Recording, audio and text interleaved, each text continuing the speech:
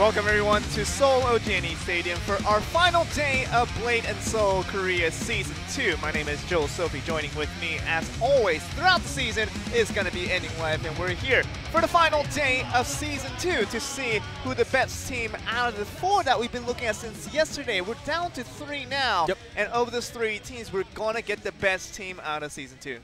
Yes, we are, and for our first match, if you guys been following, we're gonna have GC Busan Red versus Bang, and we have to mention this again. Bang being up here is a big surprise, because as we told you guys, they're just a new team, not fairly a new team. They're just a new team. Jae-yu Kim is the only one who has experience. Youngjin Shin a little bit last year. Down Kim in the Clan Wars, but. As a team, this is a brand new team. Literally, you're looking at this new team going against one of the most prestigious teams that we ever had in all of Blade and Soul Korea. That is going to be GC Busan Red. You have Jinohan, you have Sungjin Choi, and you have the recent world champion of Yuntae-san from GC Busan Blue of last year. And now, composing of that team together, you would think and that it's just a complete outmatch against a rookie team composed of Youngjin Shin, Down Kim, and Jae-yu Kim. You talk about these 3 players literally coming out of nowhere and forming this team to make this miraculous run as they are doing now. And some people would think, if you haven't watched too much of Season 2, you would think that this is a complete outmatch. But I can tell you right now that this will be a lot closer than most people think. Exactly, and we'll have to get into the match because, but as Joel mentioned, it'll be definitely closer than we expect because GC Busan Red hasn't been performing up to par. Being Season 1 champions, we thought they could have, having the same roster, just stomping over Season 1. We thought they could have just stomped over Season 2 as well, but, they had a shaky beginning. They had trouble making it up into the semifinals as well. They didn't get any sweeps throughout the season yet, and we'll just have to see because Bang, on the other hand, has been performing superbly.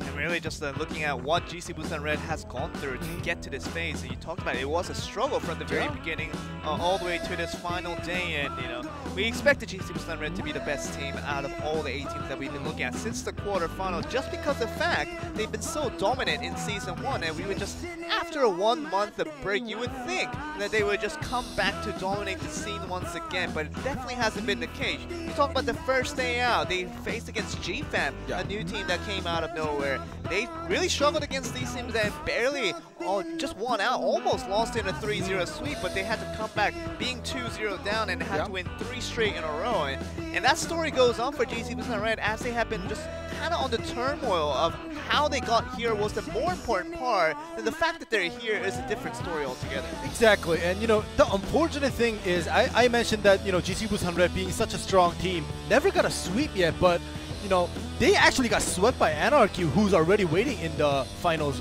seat. And it is going to be Anarchy that we're going to be seeing in the later parts of today, and it is the final day, guys, of Season 2, and we're not going to waste any time and just introduce the players right away. Of course, we're going to get GC Busan Red and Bang as their first match of the day, and it will be the decider as to who's going to be the one to go up to face Anarchy today. Yeah, we'll have to see. On your screen, you see GC Busan Red here. The players, you guys are all familiar with the classes registered, but I also want to kind of reiterate about the fact that GC Busan Red and Bang facing off in the first match to go up against Anarchy for the grand finals.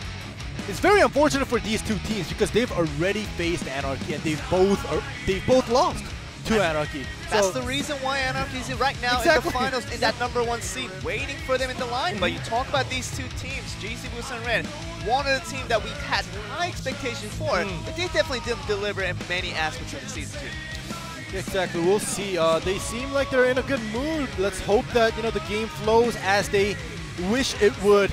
And now we're gonna go to the side of Bang here, Youngjin Shin, Jae-yu Kim, and Down Kim, as we mentioned over and over. The rookie team with some super rookies, some super plays coming out, especially from Youngjin Shin and Down Kim. And the prodigy assassin, his last name being Sin, It's definitely him being born to be an assassin, and Yongjin Shin has been a stellar performer throughout this season too. Of course, he did make some rookie mistakes, especially in that last round in that semifinal, which could have been crucial for him to not really make it to this stage today. But altogether, he did everything right. He did what needed to be done right, and everybody else around him, Jae Kim and Down Kim, did their part to support Yongjin Shin properly, and here they are on the final day of stage.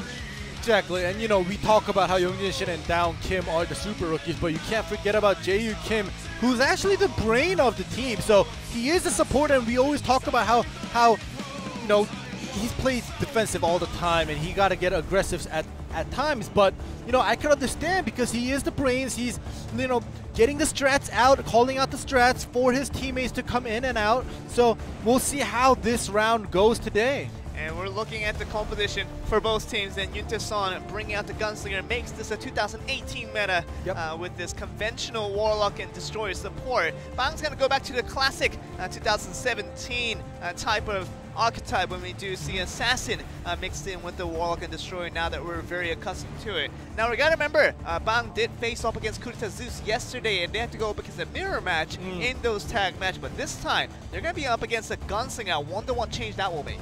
Yeah, we'll have to see, because Yongjin Shin in an Assassin mirror match since yesterday, the whole composition itself was mirror, but when we saw the Assassin mirror match against Kurita Zeus, Sang-ho Kim's Assassin, most of the time, well, I think all of the times when he faced off against Sang-ho Kim, Yongjin Shin came on top all the time, except for the rookie mistakes that you mentioned before, by not tagging out and getting eliminated, making it a little shaky for his team. But overall, Yongjin's Assassin is definitely very solid. We'll see how, you know, how he approaches this, because now there's no assassins to go up against but a gunslinger, like you say. And really, that's a new type of challenge for him. I mean, against assassin, he's done very well, even in single. You talk about beating Dae and Choi, you talk about beating Hyungi Kim, he's done it before, but this time it's against a gunslinger, and we'll see what Yongjin Shin has in his pocket with GC Busan Red as his opponent. Bang versus GC Busan Red for this game one, for this first tag match of the finals. Let's get the match of the way.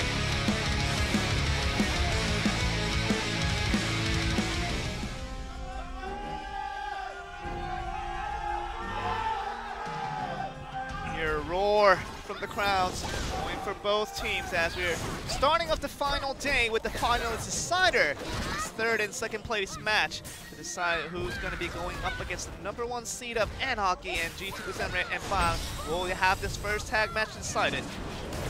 Yongjin out of stealth, same goes for Yuntae-san, but gets it back with that time distortion coming in from his team. Yongjin didn't call for help yet, so no interferes used on the side of Bang. But let me tell you guys this, Bang has to get first place in order for them to make it into the qualifiers match for Worlds. If they get second or lower, they don't have a chance, so they have to play their hearts out. Literally becoming the Season 2 champion is the only way that you're going to have any contentions to go to the World Championships, and we know that we're only going to get one slot for Korea, meaning that you just have to be the best team in all of Korea. It doesn't matter about getting to the regional qualifiers. It's all about being the best. And you have to be the best out of today to even get that done. And for Bang, and really, you got to go one game at a time. Against GC Busan Red, it will be a tough opponent, but they have to go one by one here, ending.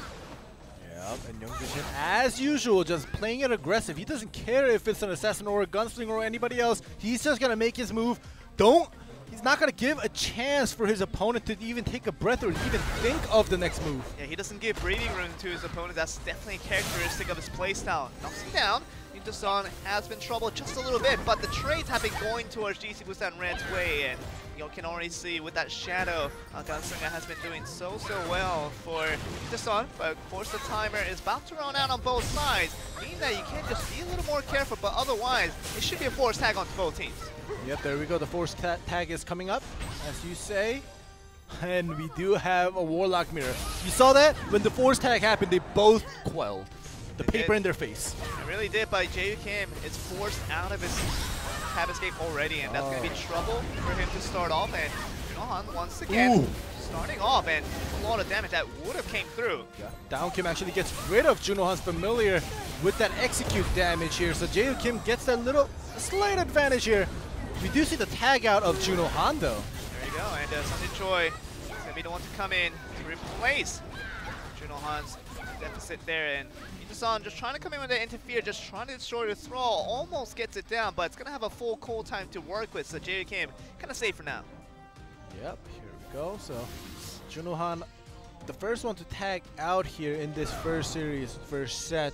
We'll see how this will play out, because as they deplete their resources, we always talk about, you know, the team with more resources always has the advantage.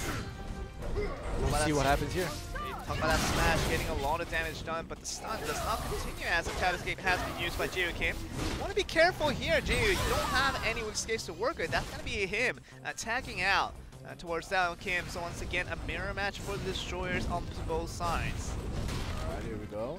Sungjae Choi decides to heal up a little bit. There we go, Down Kim going aggressive with the Ember Stomp.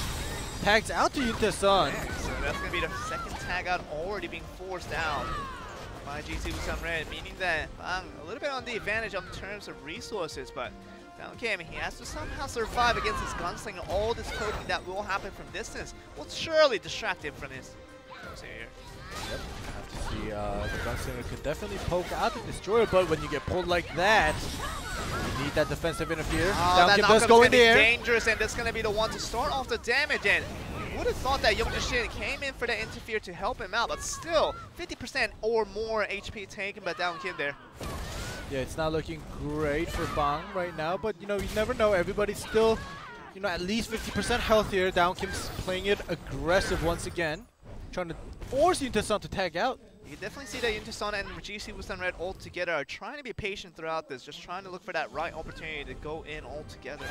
But in the meantime, that one aerial that came in from Junohan was the start of it, but otherwise they need a little more to get crucial kills that will be so helpful for them in this first game here. Yeah, Down Kim actually endured this whole thing by himself, but ends up tagging out though. Okay, I was gonna say almost a forced tag. Yeah, 15 seconds left was all he needed, and couldn't get it done. Young-Jae is back out of the field, so resource points just about the same across both teams. Yeah, Young-Jae getting poked out. Oh, it's not looking great right now. You do get that. Oh! Destroy ultimate! Destroy ultimate! That's gonna be connecting, and even the assassin ultimate does not connect, so that would have been a game over for Yuta-san if he had stayed on there. Very crucial tag out to save himself there. Yeah, notice, even though the assassin ultimate didn't connect, you know, you see how composed they are. They know the timing. They communicate. You know, Down Kim puts down the all Young Jae try for that. All they unfortunately didn't connect, but just the fact that they tried these new strats to time these things is just amazing. Young Jae, he likes to play with fire and still going with it with this little of an HP. As long as he has the escape, he's still gonna go for it. You can see him still being very aggressive. Now he has to use the escape. He does have the lotus available. Now he uses it. This might be his time to tag out, and he does. Very, very composed when compared to yesterday when he made a bunch of those mistakes where he was very low on HP and had no escape, but still played with fire and did down in many critical situations yesterday.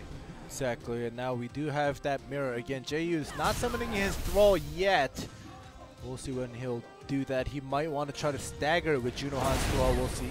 The time distortion does come out on the side of Juno. You definitely see that GC Busan Red's patience is definitely paying a dividend in terms of them being ahead. Right now, we talk about the HP difference for all the players, and Junohan and Tony Choi basically full health, with Yuta-san only one being damaged out. Wow, it's not really healthy on any of these three players. Yep, JU Kim playing it aggressive, forcing out that escape and attack from Junohan. Last tag used for Junohan. That's going to be the last one, so next time Junohan does come out to the field, he has to be a little more cautious, and JU Kim wants to punish this Destroyer as much as he can, but it's going to get caught on the other side. And Destroy ultimate right on time, and Down Kim almost in a very dangerous situation. You have to be careful there. Yeah, but Sungjae Choi just wasted that execute by himself in the middle of the field. Down Kim not even being close, but we'll see about that. The cooldown is going to be critical for Sungjae Choi not having that execute. Iron Plane that comes through, pulls him in. That's going to be the one to pull in the tide, but tries to just get the damage onto Sungjae Choi. That's going to be good enough to knock him away. And you talk about that chase that came through. Forces out the escape from Yuta-san. Very nicely done by Down Kim. Very nice here. We'll see if Yuta-san will be able to poke out Down Kim. It's not really a great matchup as we've seen Destroyer versus Gunslinger here sometime back in the day. Down Kim, we'll see if he's able to do anything, or he might want to just use his last tag before he dies out because he's pretty low. There we go, he does tag out, but someone that's lower than Down Kim comes in, which is Young Jin Sen. I mean, down game, it makes it naturally so tough for him to face it against Gunslinger. It makes sense that Young Shin would come back out to the field, and down Kim kind of comes in there for kind of nothing there. Yeah, but look at this. There's 2 minutes and 20 seconds, and look at all these resources that are left over still.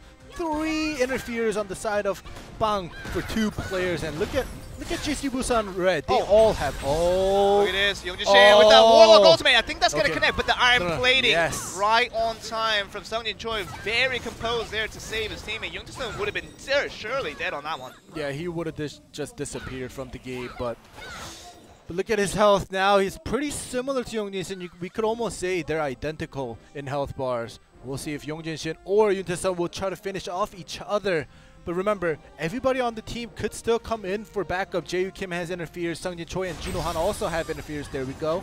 Juno Han giving that time distortion. And this forced tag, the first tag match of the series, is getting very, very close as the time goes by. We have only about 1 minute and 30 seconds left to go, meaning that it's probably going to go down to TKO with so many health bars still pretty healthy across the board here. Okay, look at this, but not dangerous. If Young Jin Shin gets into the aerial. Look at him still being very, very aggressive against Juno Han and just trying to get the landmine. Just going to get caught up by that. And Shin, he does have 1 tag point left, so he might just have Shadow to use Slash. it. Okay, he's going to be still moving on. Alright, Young Jin Shin trying to get as much damage as he can, and you don't need to force tag out now. There's only 1 minute. Basically. If you think you're gonna die, you can just use your tag point. You have 3 interferes that you can, go out and come back in to help your teammates. Here we go. Preemptive. Oh my goodness, that's a disaster coming in, and Down Kim might just be the first one to go out, and he has to just force himself in, trying to get this damage done against Juno Han. But you talk about that preemptive interfere that came in before the tag happened, and that might have been a mistake there. Yep, Down Kim's still somehow alive, no tag points, so he has to endure this. But Young Jin Shin, he tried to ult, but he ran out of time. Yep. Destroyer ultimate. Okay, doing some damage. Some damage, and he's still somehow alive. Down Kim, he's staying alive for a very long time here, and trying to get the leech to connect, and look at this! Still going on! Oh my goodness, that's a lot of damage to Down Kim. Pretty good before he did die out. Young Jin Shin has to be a little bit careful, but he has to go aggressive here. This is the chance. He's gonna get it. He's gonna get, and Juno Han is gonna be out. The webbing, one more hit, all to do it. He's gonna be, just feeling this feel here, and Yoon Tae-sung's gonna be out on the field. 5 seconds left to go, but this is a very crucial situation. I don't know exactly who's gonna get the damage lead here. All right, there we go. We got that reaction on 2v to try to do as much damage, but nothing happens at the end. Just looking at the health bars, it seems as if GC Busan Red was on top. We'll have to see the results. There we go. Yeah, so it was a huge amount of difference, and what we got in the end was about 30,000 damage difference in a head for GC Busan Red in that game 1. So very, very close matchup indeed. And we talk about game 2 that will be shortly underway. The singles, who's it going to be? Because tag match, it seemed as if really there was no clear winner other than that little bit of damage difference towards the favor of GC Busan Red. But otherwise, this game 2 of this single could make the series very interesting. Yeah, definitely. GC Busan Red definitely got that first round, as you say, but not too much of a difference. Not too dominant. We'll have to get back to set 3 to actually see if GC Busan Red will win another tag afterwards. But before that, the set 2 singles we might just see Young Jin Shin and Juno Han come out again, because GC Busan Red, they've been sending out the last boss, who's been Juno Han, first when the singles matches come up. It really is, and it'll be interesting to see who does make an appearance, but it's been a very close fight and a really valiant effort pulled in by mostly the side of Bang doing their own part. And you talk about that one play where Down Kim was caught off, and that was a very dangerous situation. We thought that this ultimate would have connected, and very nice defensive interactions from Sung Jin Choi, but otherwise, that Down Kim, that play that will show probably later in this highlight, it's the one that probably made the crucial difference, because it feels as if that right here, this is where it happened, and took a lot of damage, 3 damage altogether, and did very well to do his part before he did eventually die out. But I think if he just avoided that play altogether, it could have been a lot closer between the two teams. Definitely. Down Kim taking that damage nearly at the end of the game probably gave that extra boost for GC Busan Red to get that damage chart in the TKO. We have a lot of fans, but we'll have to see GC Busan Red in a good mood. You see Sung Jin Choi smiling, Juno Han the usual. Make It's just one set though that's out of the way. We do have many sets left to go, and Bang definitely is still within contentions to make it to the very final round. And they lost the first round, which they're definitely not used to. They usually like to win the first round and carry on the momentum to eventually win out the series. But having lost the first one, they're going to have to get their minds back together and try to clinch a comeback story here. They definitely do, but Bang definitely knows, as we know, that the first tag was pretty close, but look at this matchup. Sonya Choi, Down Kim, the World Destroyer versus the Rookie Destroyer in this mirror match for the singles to decide whether GC Busan Red can get away with a lead with a 2-0 or Bang, if this Rookie Destroyer does win against the World Destroyer, it will bring him back to even. It's a very important matchup in this game too. Yeah, I'm very curious. Are they both going to play it safe, bring out the Gus and Persistence, or is one or both of them going to do the Fury, the Shadow Destroyer build? We'll have to see, because, many people know the meta, but everything changes when these teams play. It really does, and GC Busan Red and Bang is going to be up to the case for this first singles of the series. Game 2 will be on the way with these two Destroyers looking like to give their team a point. Let's find out who gets it.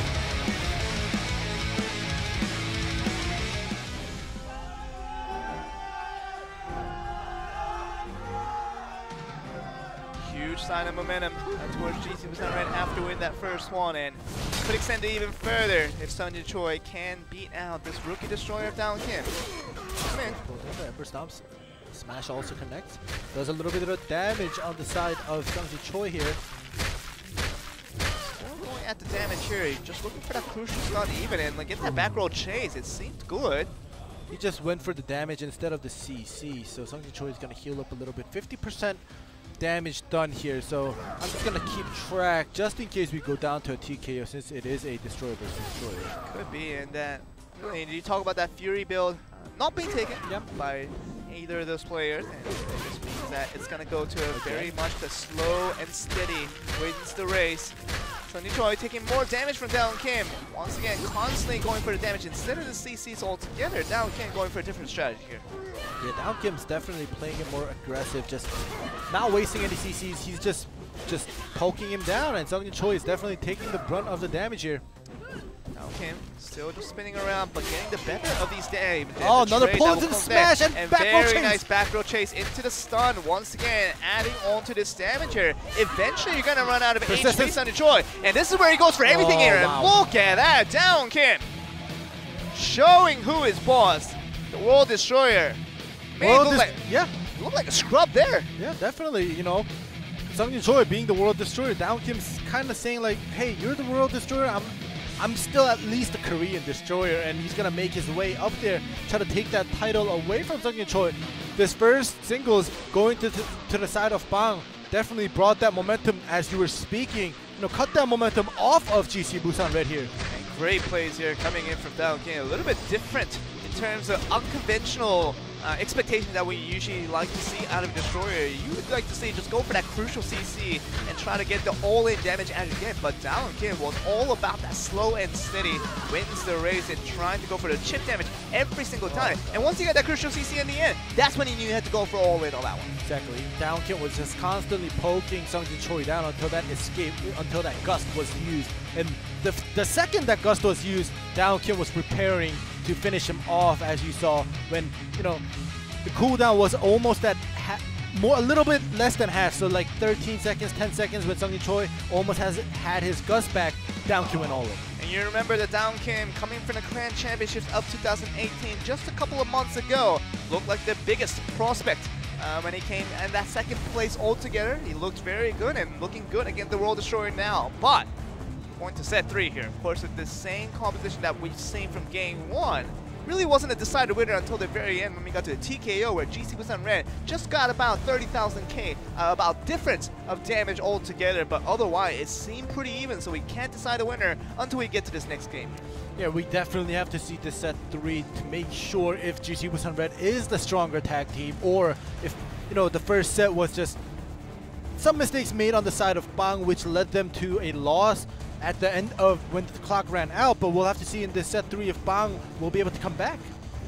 Should be very, very interesting in terms of who gets the lead here. The first one being taken by GC Busan Red, but Bang was very close to it last time around. Can they get the win this time around? We're going to find out in this Game 3 of this finally decided match.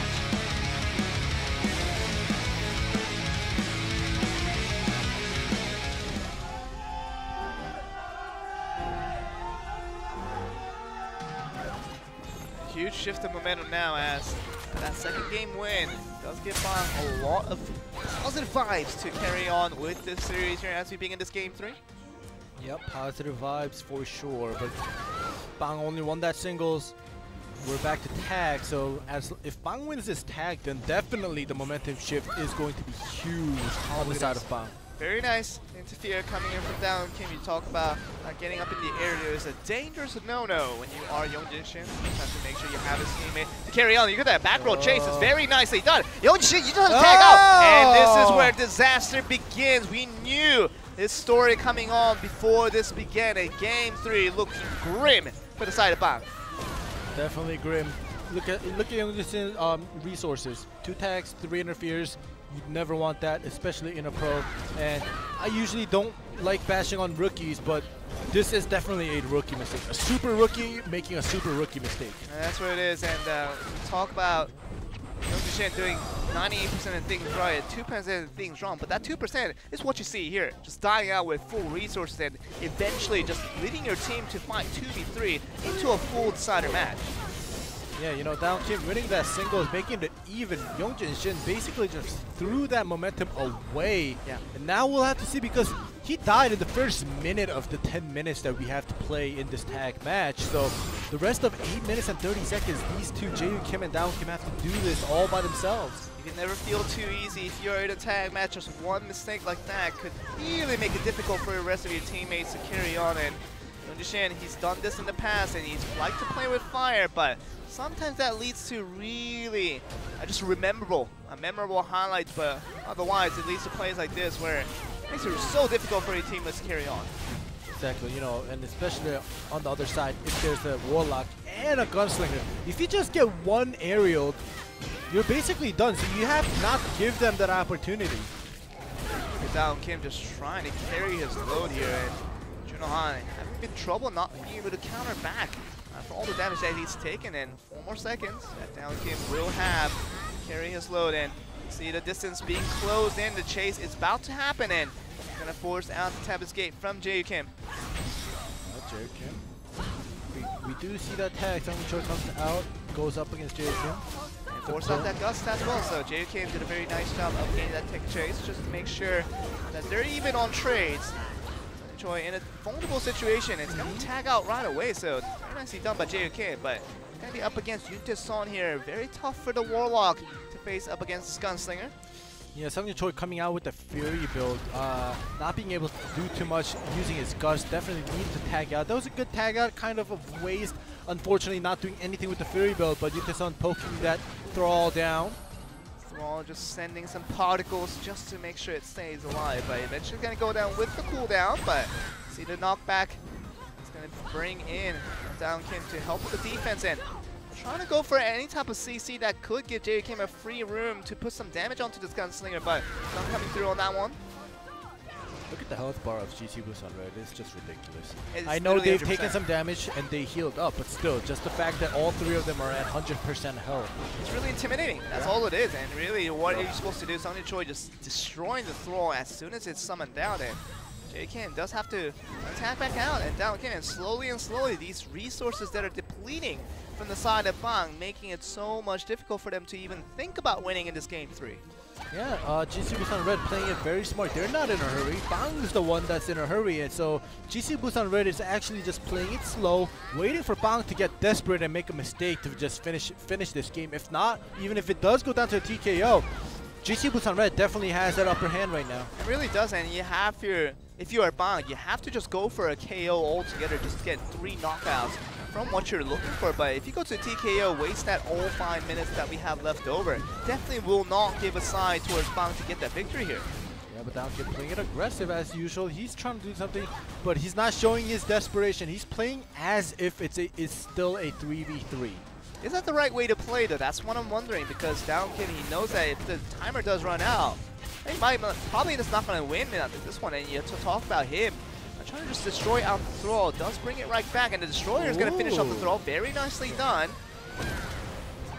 Downkin playing it very composed and slow here, focusing on Junon, even if that defensive or rather offensive interference coming in from Yuntaesan. Talk about all the escape gone now for Junohan. He has to be careful, and Sunny Choi is going to be forced to come in to help out on defense. And it's going to be the iron plating coming from Downkin is going to keep him safe for the time being, but that tab escape still available for Junohan. It's going to see Jae Kim come in for this tagger. And this damage that coming in. Junohan, be careful. Yeah, escape used for Junohan now. Tags out, Yuntaesan comes in. He's the only one on GC Busan Red who has a tag. Look at Bang, they have, both of them have tags and interfere, so this is looking pretty good. Sang-Yun Choi, no tag, no interfere, so right now, it's basically a 2v2. And Young Shin has tags too. Yeah, oh yeah, Young Shin has tags too, and interferes. There you go. Just grayed out. He has ult as well. Woo! Yep, we have a dead assassin ult here. As you see, it is a 2v2 until the 3-minute mark because Sang-Yun Choi, no tag, no interferes. He is next in line for that force tag or tag out of Yuntaesan, but we'll see if Yuntaesan decides to do that early. Just a back roll coming from Jae Kim is going to bring out down Kim on that interfere, but really leading to nothing. Once again, no CC that would have been sought out for, but nothing coming from him so far. Jae Kim just looking for an opportunity to put in the damage, but you talk about that poke that's coming from afar. That's going to trouble him quite a bit, and it's going to bring down Kim back out again. Yeah, that poke was just constantly done towards Jae Kim. It looked like burst damage, but down Kim once again, playing it aggressively. Oh, wow. That back roll, forcing it out, and you can see the gust being used by Jae Kim, but I don't know that down Kim, but you have to be the one to really just look towards trying to get the damage in. Sang-Yun Choi having a lot of time, once again like he did in game 2, to fight back against the rookie destroyers. Back roll chase. There we go. Will come through. Once again, Guts being forced out by Sang-Yun Choi. Downkill will get his dust back very soon in 10 seconds, but in the meantime, persistence used again here.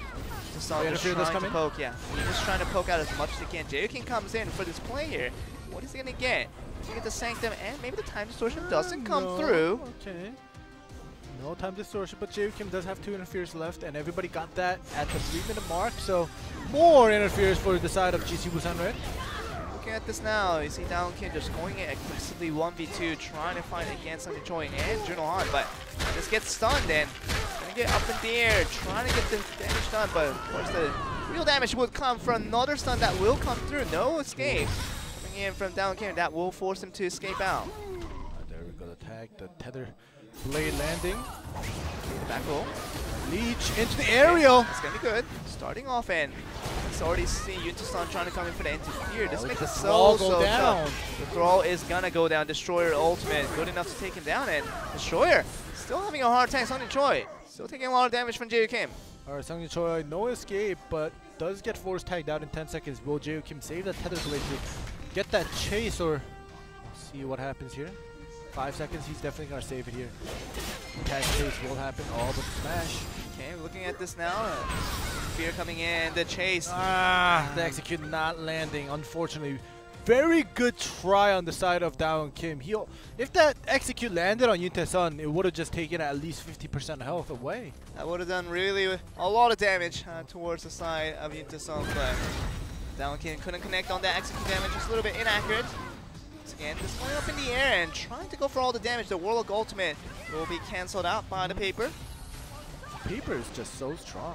It's a paper. Yeah. It beats rock. Alright. It does. It beats a lot of things. Yeah, it beats a lot of things, but it definitely beats a lot. There you go. But Jae Kim and Down Kim, I gotta give it to them. 2v3 and they no! As I was just complimenting them for doing such a great job in a 2v3, Jae Kim decides to shut me up over there. It's basically over. Down Kim will not win 1v3 in 50 seconds. And in terms of damage, just getting that 2 KO for the side of GC Busan Red should be more than enough. And we might just see another tag match. Now going over to GC Busan Red here. Yeah, and this time around, even if Youngjin Shin did make a mistake, mistakes are still, you know, your own. And it wasn't luck on the side of GC Busan Red. It's just Bang just played it very bad, especially Youngjin Shin and the ult rocking here. It's not going to be within the distance and has the Iron Plane just to make sure. But anyways, as I was saying, GC Busan Red just, even though the first set was very close, set 3 it just shows that GC Busan Red, they don't make critical mistakes. Look at Dalkin still trying to do his best, trying to put out as much damage as he can, but you know what this is going to be? Yep. This is a typical ending to a story where a 1v3 for GC Busan Red, who's been ahead for most of that game, will definitely not lose out in TKO here.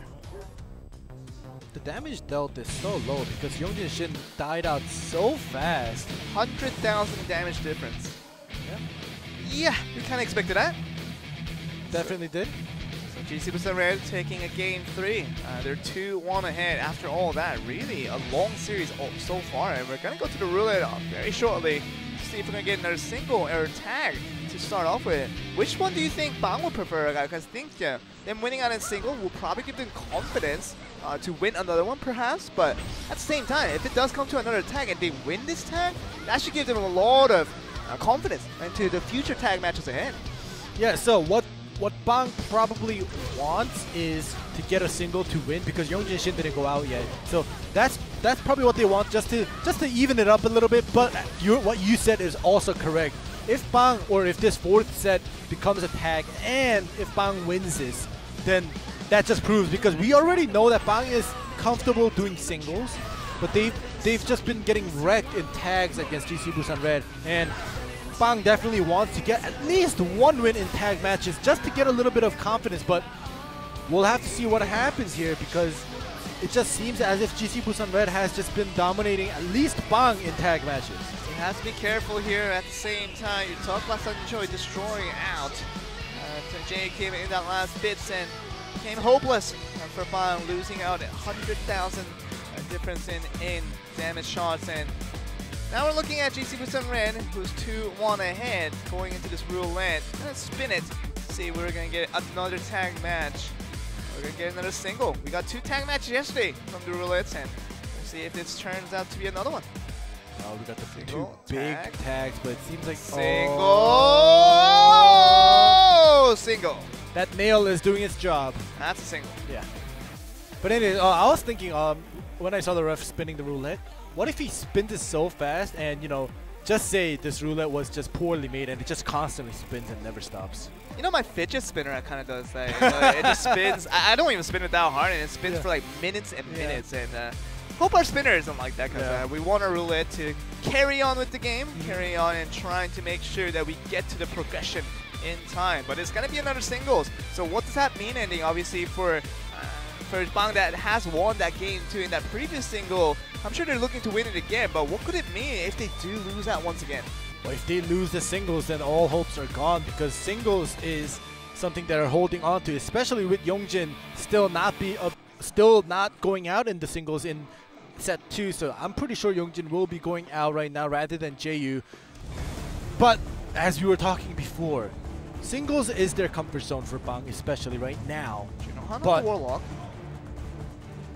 Ooh, that's a tough one. Okay, so I was wrong. Youngjin Shin, they're gonna save him. They're not gonna pull him out yet. JU Kim.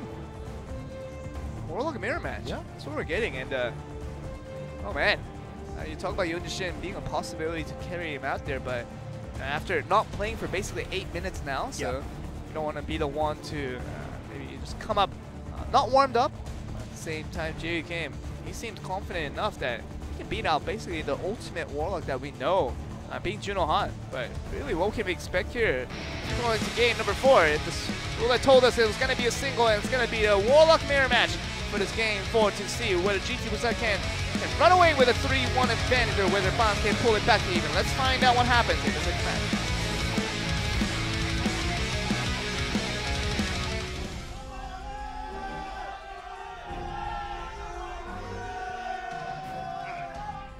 Lovely people in chat putting out the fighting for Skelly.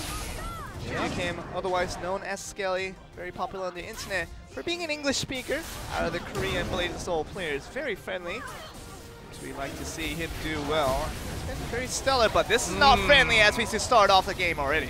Exactly. You know, it's Caster's curse. We're not complimenting him. We're just talking about him, and he's taking damage.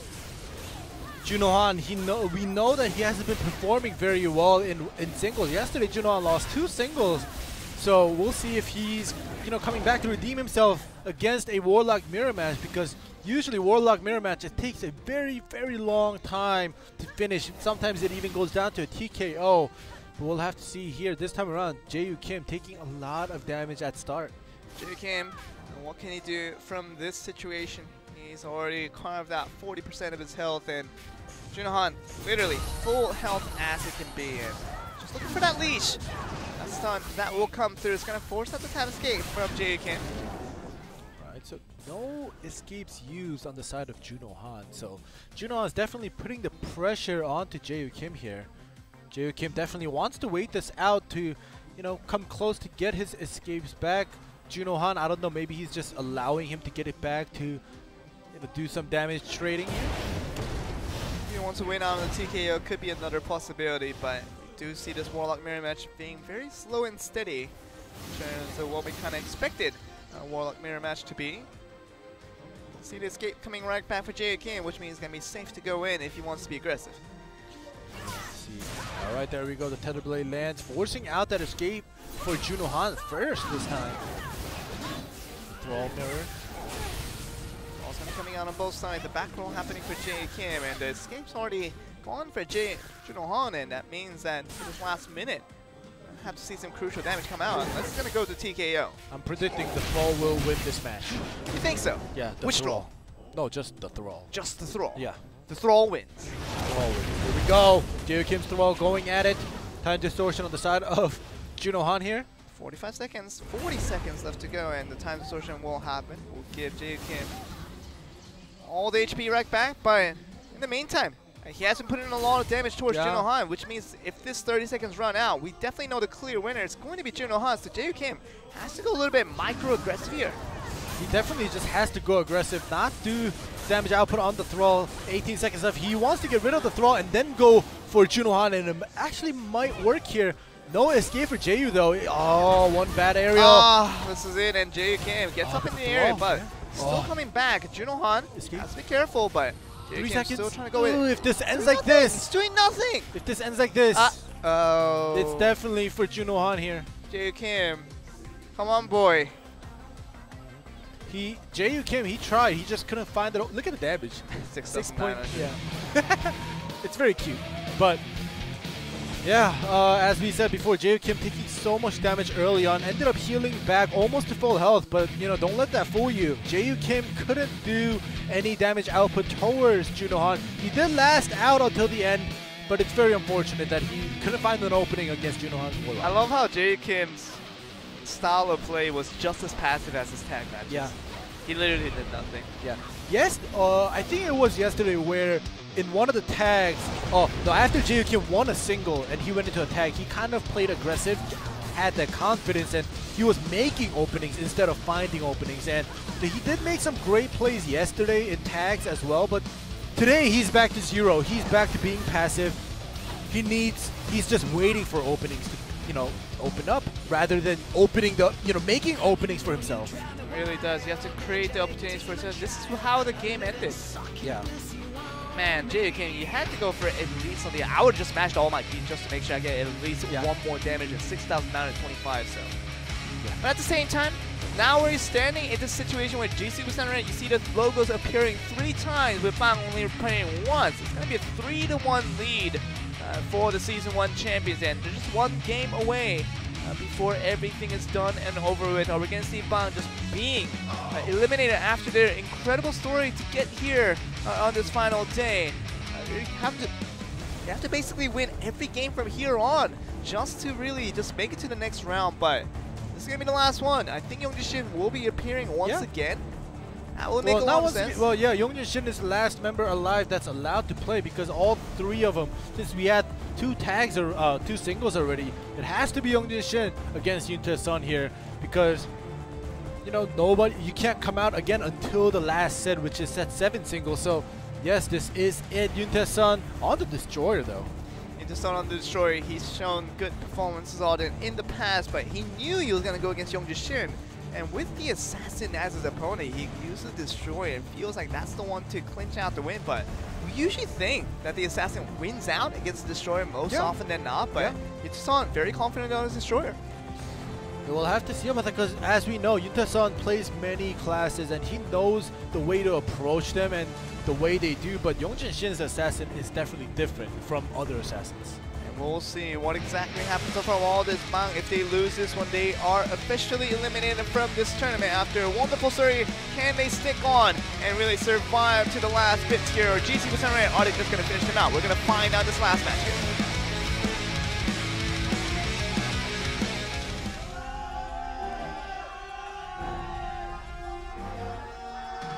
JC Busan Red currently 3-1 up. That just one more game from Yuntasun should clinch them the victory to go up against Anarch in the last round. Yep, and as I mentioned before, Bang, they have to win this season too in order to have a chance to go to the Worlds. If they get second or even third, they're just out of Worlds. But look at this, Yongjin Shin, as we said before, he's just aggressive, and Yuntasun, I don't know if he knows how to handle this aggressive Sin here. We're going forward here, just have to make sure he doesn't get stunned up and has to use the persistence to get out, and doesn't have that gust still available. Yongjin Shin looking for that timing, looking for the opportunity to go in aggressive to get that stun here. Oh, another one. Gust and persistence out, same goes for Yongjin Shin. He still does have his Lotus of Escape, but Yongjin Shin, this is his time. One good CC onto Yuntasun, he might just be able to finish him off here. Once that does happen, still gonna go forward here. Yongjin Shin getting on the stun, and that's gonna be the one. This is the start of the end for Yuntasun here. Yuntasun still on that stun, up in the air. Gonna go on the webbing. And still gonna move forward here. Another stun that comes through, the bombard, and that's gonna be the poison breath to finish him off. And Yongjin Shin, look at his face, looking as poised as ever. This guy, one of the most impressive singles player that we've seen. Yeah. If his tag improves over time, he might just be one of the better assassins that we have here in Korea. For the time being, he's made crucial mistakes that really made him down. And he definitely feels it. You can definitely feel from his expression that, you know, if he had done this well in tags, he wouldn't be in the situation where they're 3-2 down. Exactly, and most of the tags that Bang wins is when Yongjin Shin doesn't die early game. When Yongjin Shin is alive until the end, you know, majority of the times Bang wins, and that's how they actually came up all the way here. I'm not saying Down Kim and, you know, Jae Kim does nothing, but it's just the fact that Yongjin Shin sometimes dies out so early in the game, the damage output where it's needed, it's not there for the side of Bang. But this time around, Singles getting that win, kind of, you know, having a little bit of hope, but it's still potentially the last match if GC Busan Red takes this set 6. Literally, Bang has to win every single match from here on, and that was including the previous single that Yongjin Shin did win out on. So tag match and a single, just you can't drop any of these from here on, and basically your elimination is becoming a confirmed thing. So if you're Bang, you have to win out every single one. Tag match on this game 6 and a singles potentially in game 7 is what you're needing here. So this tag match should be very interesting for Bang if they can stick through. Yeah, and we're going to see the compositions for set 6. I'm pretty sure it's going to be the same as usual. There we go. Just, I hope that Yongjin Shin, regardless of what happens, what the outcome is, I just want to see Yongjin Shin just play a full game of tag match instead of getting eliminated in the first minute. I just hope he plays a game that he won't regret. Yeah. I mean, if he's in the situation where basically it's the match point for GC Busan Red and Yongjin Shin makes a crucial mistake again and dies out early, that's not going to be important to the fact that he lost and he was eliminated from Season 2. The most important thing is that he will regret that match. Yeah. And the regret, obviously, how he played in Game 1 and Game 3 didn't go so well for him. So this Game 6 here could be potentially the last match for Bang if they don't win. So they have to make sure they get their concentration cap on, the focus hats on, everything you need to make sure you don't make those crucial mistakes. Yeah, we definitely have to see and look out for Bang, and you know, even if they do lose out, let's hope that they get a fun game, exciting match, and a match that, like you said, they don't regret. Once again, we're still at a match point, ladies and gentlemen. GC Busan Red one game away from going all the way to the finals. Bang, just trying to keep themselves alive. Can they do it? We're going to find out this next match.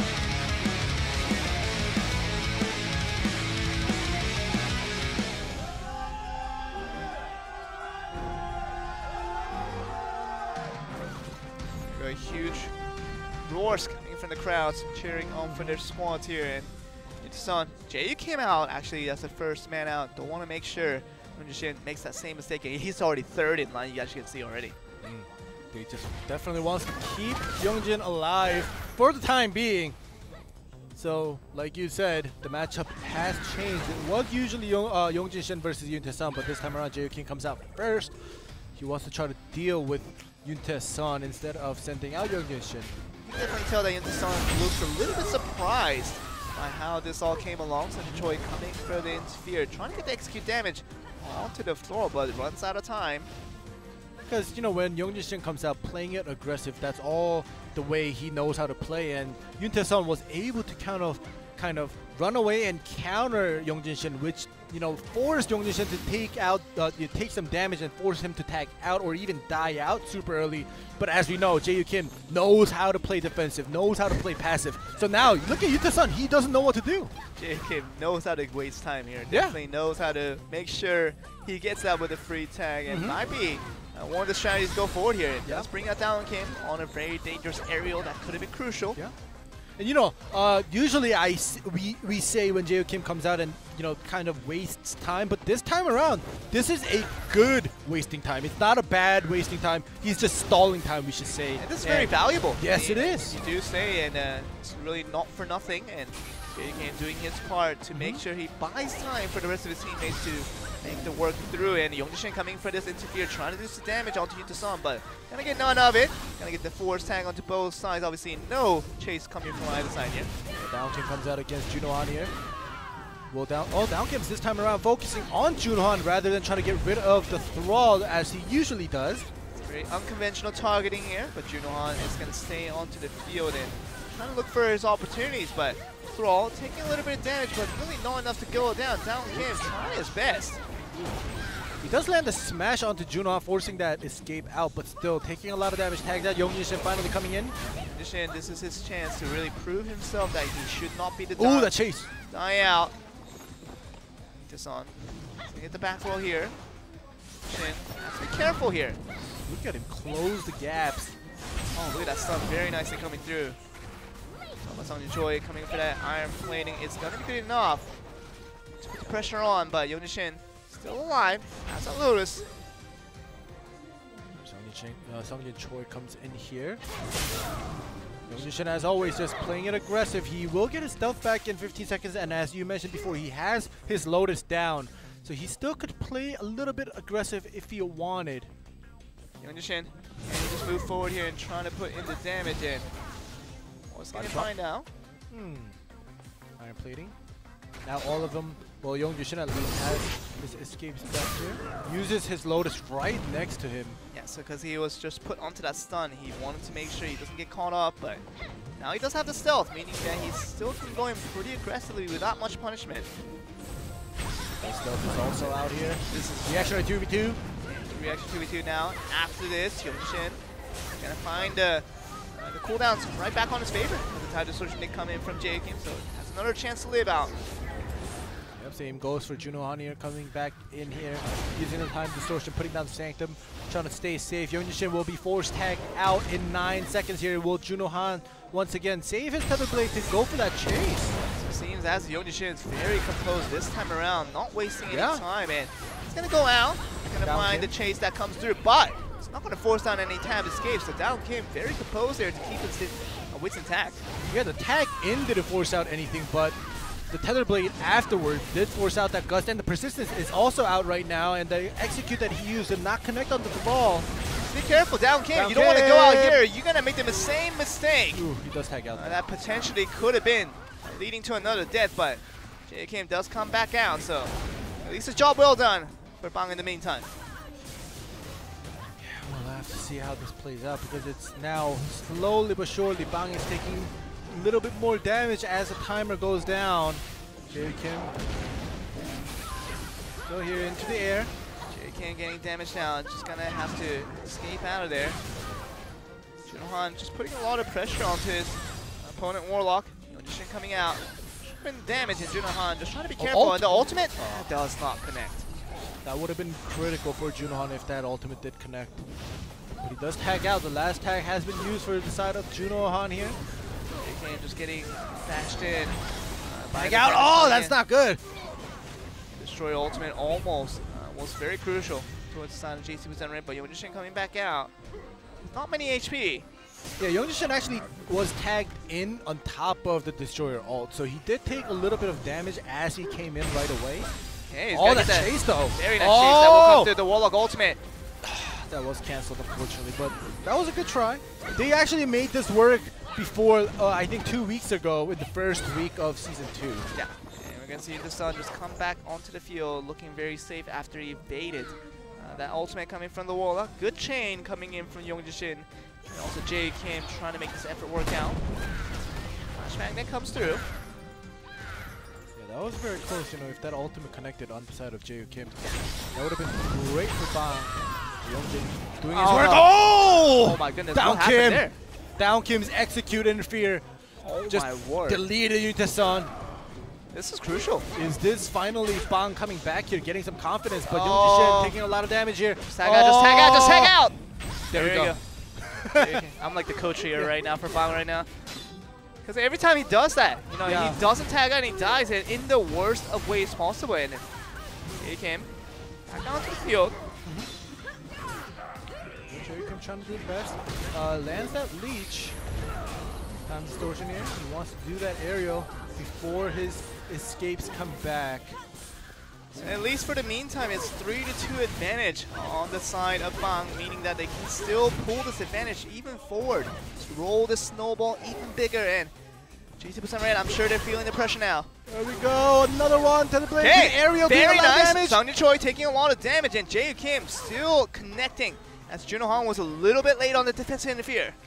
Yeah, remember, everybody got their tag point at the 3-minute mark, but no tag, interfere points, sorry. No tag for Sungjin Choi or Juno Han. Sungjin Choi, I don't know, 30 seconds. Will he be able to endure this? Jae Kim is going to put the damage on, and looking like he might not be able to survive. Juno Han, very, very composed as what he's trying to do, but Sungjin Choi is still somehow alive. Down Kim. Will he just rush in here and try to just finish out the opponent destroyed? He's trying to do that, and looking like this. Iron Planing, just to buy some time. Sungjin Choi, if he can survive 10 seconds for it, that will be a miraculous play. Destroy ultimate, not the connecting. searing strike, negating that damage. Sungjin Choi is alive. Oh, got it. Down Getting Kim chased. got him, and Sungjin Choi is going to be the one to just finish him off, and Juno Han is the last one, and this is looking very, very good for Bang, who needed this win to execute damage. The Fury still doing so much work onto the Warlock, and that will mean that the more and more time goes on, GC Busan Red might just have to go to Game 7.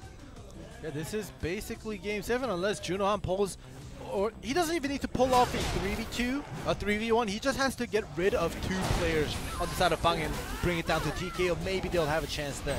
I mean, you talk about Juno Han trying to pull off a miracle, but we know this is not going to happen, but trying to, with Down Kim taking a lot of damage. He's definitely trying. Kim just looking for the football to finish it off, and still taking a lot of damage from Juno Han, so trying to extend this game as far as they can, but they execute damage, and that's a lot of sneaky damage that will come through, and the Fury build is gonna be the one to finish him off, and very nice plays by Bang, who gets the first tag win of the night. Definitely, they needed a tag win. They didn't need to win back-to-back tags because, you know, they've already lost 2 in the early sets.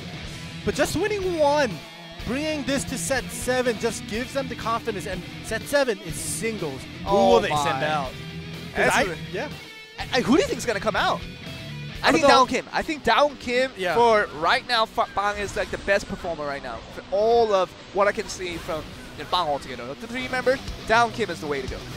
You think so? I'm gonna have to go with Yeonjin and hope that he doesn't make any critical mistakes, because yes, Yeonjin's been making a lot of mistakes in tags, but whenever he comes out for singles, he showed good performances.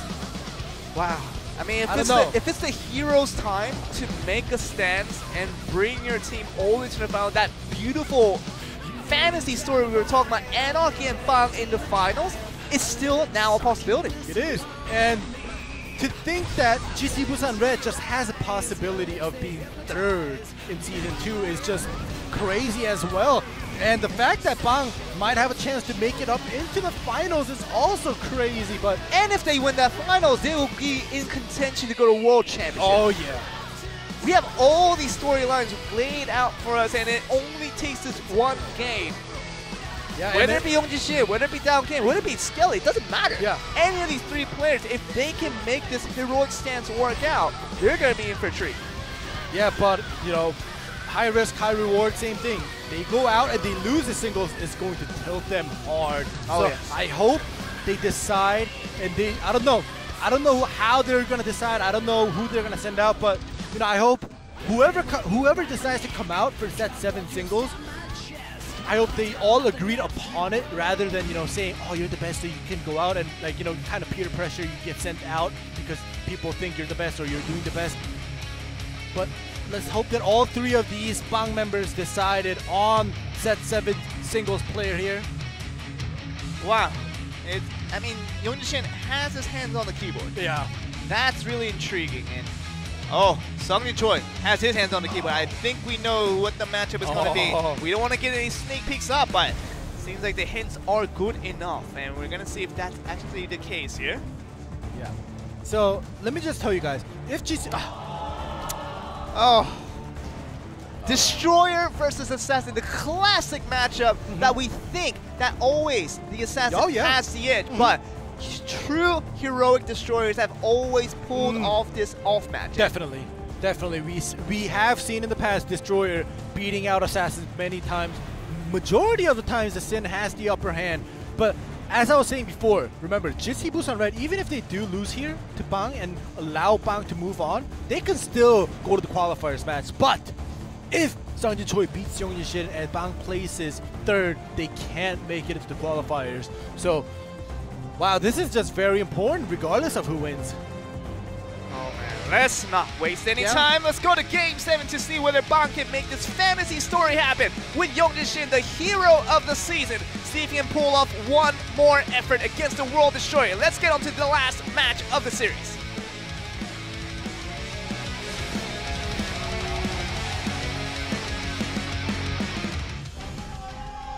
Who would have thought we would go to Game 7 with GC Busan Red and Bang, and with Young-Jin going up against the World Destroyer to decide whether they will face off against Enon. Yeah, but remember, Young-Jin already beat Yuntae-sun's Destroyer here. Let's see how different Sung-Jin Choi's Destroyer is against Young-Jin's Assassin, because Yuntae-sun didn't have an answer to an aggressive assassin such as Young-Jin. Let's see if Sung-Jin Choi has an answer.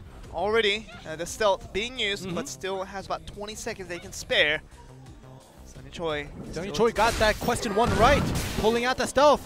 Okay, still moving strong here. Gonna get the stun up to his face, and persistence does happen. It's not gonna lead to any counter stuns on the other way. Gonna get that Lotus of Escape down, so 5 more seconds that he has to spare out. Young-Jin has to be careful. Ooh, nice Searing Strike, negating that Shadow Slash here. Okay, the stun that comes up. Have to go for the escape here. Let's save it for a little bit. The next stun, that's going through, smash, and we're gonna go in. Finally does go for it. 20 seconds. Definitely endured it very well, but one more CC, even as an assassin, that might not look good. Oh no! This is into the aerial! Young-Jin. Grab! No escape for the next 10 seconds. He still has to put down the Lotus when it comes back. Stun, stun, stun. That will come through. I think this is it. This is it! This is it!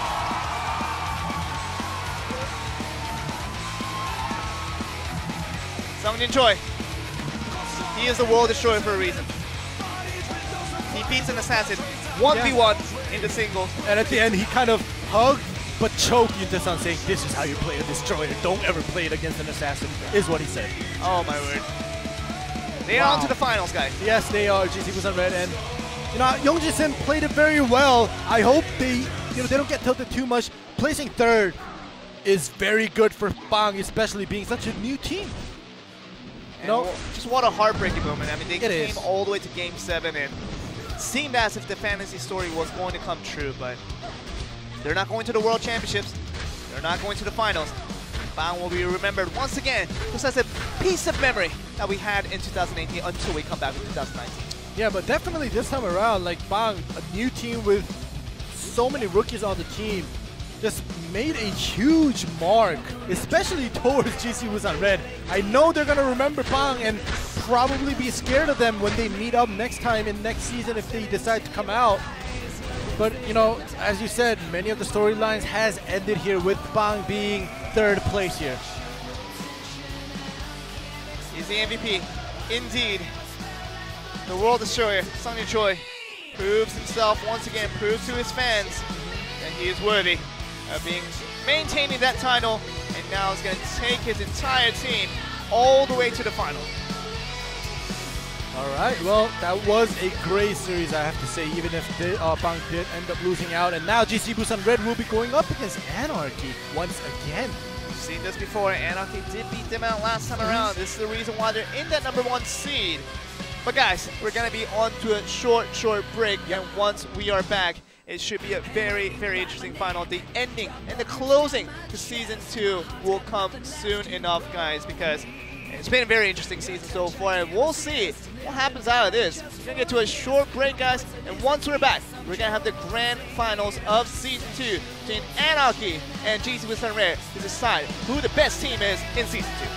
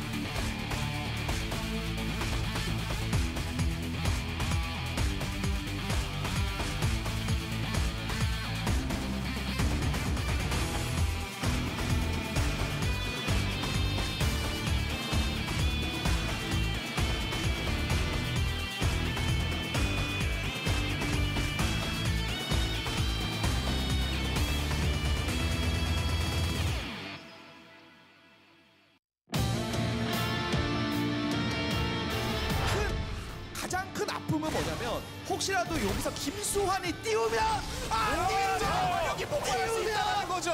띄우면 이런 상황이 발생이 된다는 거예요. 자, 피 거의 다 빼놨고요. 네, 가장 위험했었던 상황이 바로 나오네요. 네, 피점 채워봤자. 무조건. 맛. 와, 저항기 다 쏟아부어가면서 간신히 버텼습니다.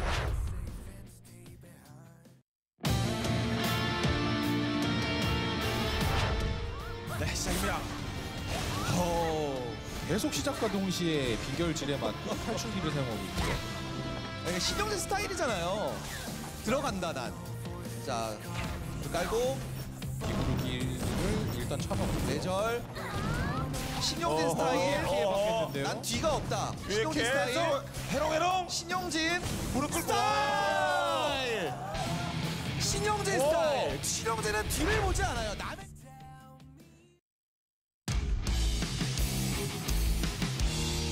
상대 이상기가 많아요. 얼굴 둘러놓고 본인이 밀어내고요. 밀어내면서 빼내고. 집요하게 괴롭히죠. 네. 이거 좋네요. 강탈 이야. 바로 탈기. 살짝 아쉬웠습니다. 네. 오, 이제는 한중 선수 위험할 수 있어요. 공중에 띄우고 공중 콤보 제대로 들어가죠. 또 띄워요. 제차 마무리 3차. 지워버리죠. 이렇게 여유 있게. 시간 왜곡. 타이밍. 기분 좀 좋아.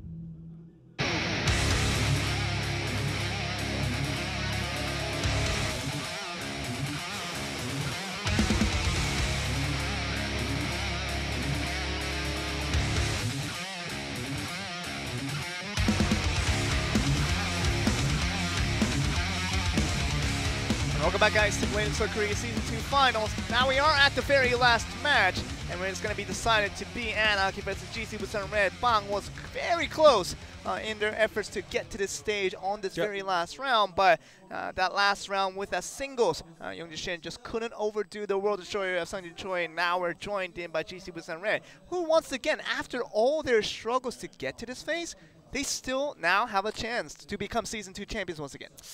Yes, and it was definitely, like you said, a very long match in the first series. It went all the way to set 7, very close, even at set 7. But, like you said, GC Busan Red going for that champion again in Season 2. But, I don't know, will they be able to do this? Because they went up against Anarchy not once, but twice, and lost both of the matches. I mean, but we're looking at it here, the third time's a charm, maybe, for GC Busan Red. And the funniest thing about this is that they definitely didn't look like the best team out of the 8 teams that we had, GC Busan Red, just from the very beginning of Season 2 all the way up to now. They're definitely not the best team. But they still have a chance to call themselves the best team if they become champions again. And they will be, just like GC Busan Blue was last year, be 2-time champions of both seasons of blade&soul Korea. And leading on to the regional finals, they can get it again. Maybe just go on to the World Championship and win the whole thing. And basically just relieves the story, basically just replicated by GC Busan Blue of 2017. Yeah, we'll have to see if that's possible, because for now, GC Busan Red vs Anarchy, on paper, Anarchy is definitely all the way up there. Not just slightly, but all the way, because like I mentioned before, the records of GC Busan Red versus Anarchy, it's 2-0 on the side of Anarchy. You see this now, the semifinals that went through. Kurita Zeus, they won 4-1. Bang, they won 4-3. But Anarchy, they lost in that set 7. 3-4 loss, and here they are once again to have a third time's a charm, perhaps, to really get their last chance to beat out this team that they haven't been able to beat out from the very beginning of the season.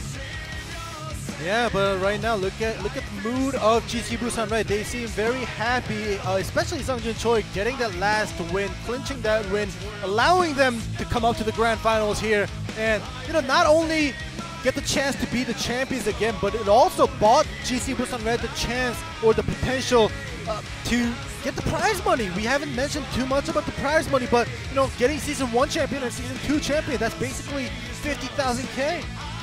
And that's what it is, and we're going to talk about the prize money difference in a bit, but I think the most important part is that basically these teams have clinched up their World Championship qualifier standing, as both teams are already in. Talking about Anarchy coming in from last season, they're basically clinched up to the second place, and GC Busan Red, even if they lose here, they will end up in first place, having won Season 1. No one even came close to that total point standing, as GC Busan Red, probably at first or second regardless, they will be the first place, the highest seeded points in going to the World Championship qualifier. But Anarchy, they're not worried about the World Championship right now. For the meantime, they're worried about getting a championship for the very first time done it. Yeah, we'll have to see, because we do have the Korea qualifiers, as you said before, coming up, but these two teams right now, they've already made it up there. They're just fighting for the prize money for now.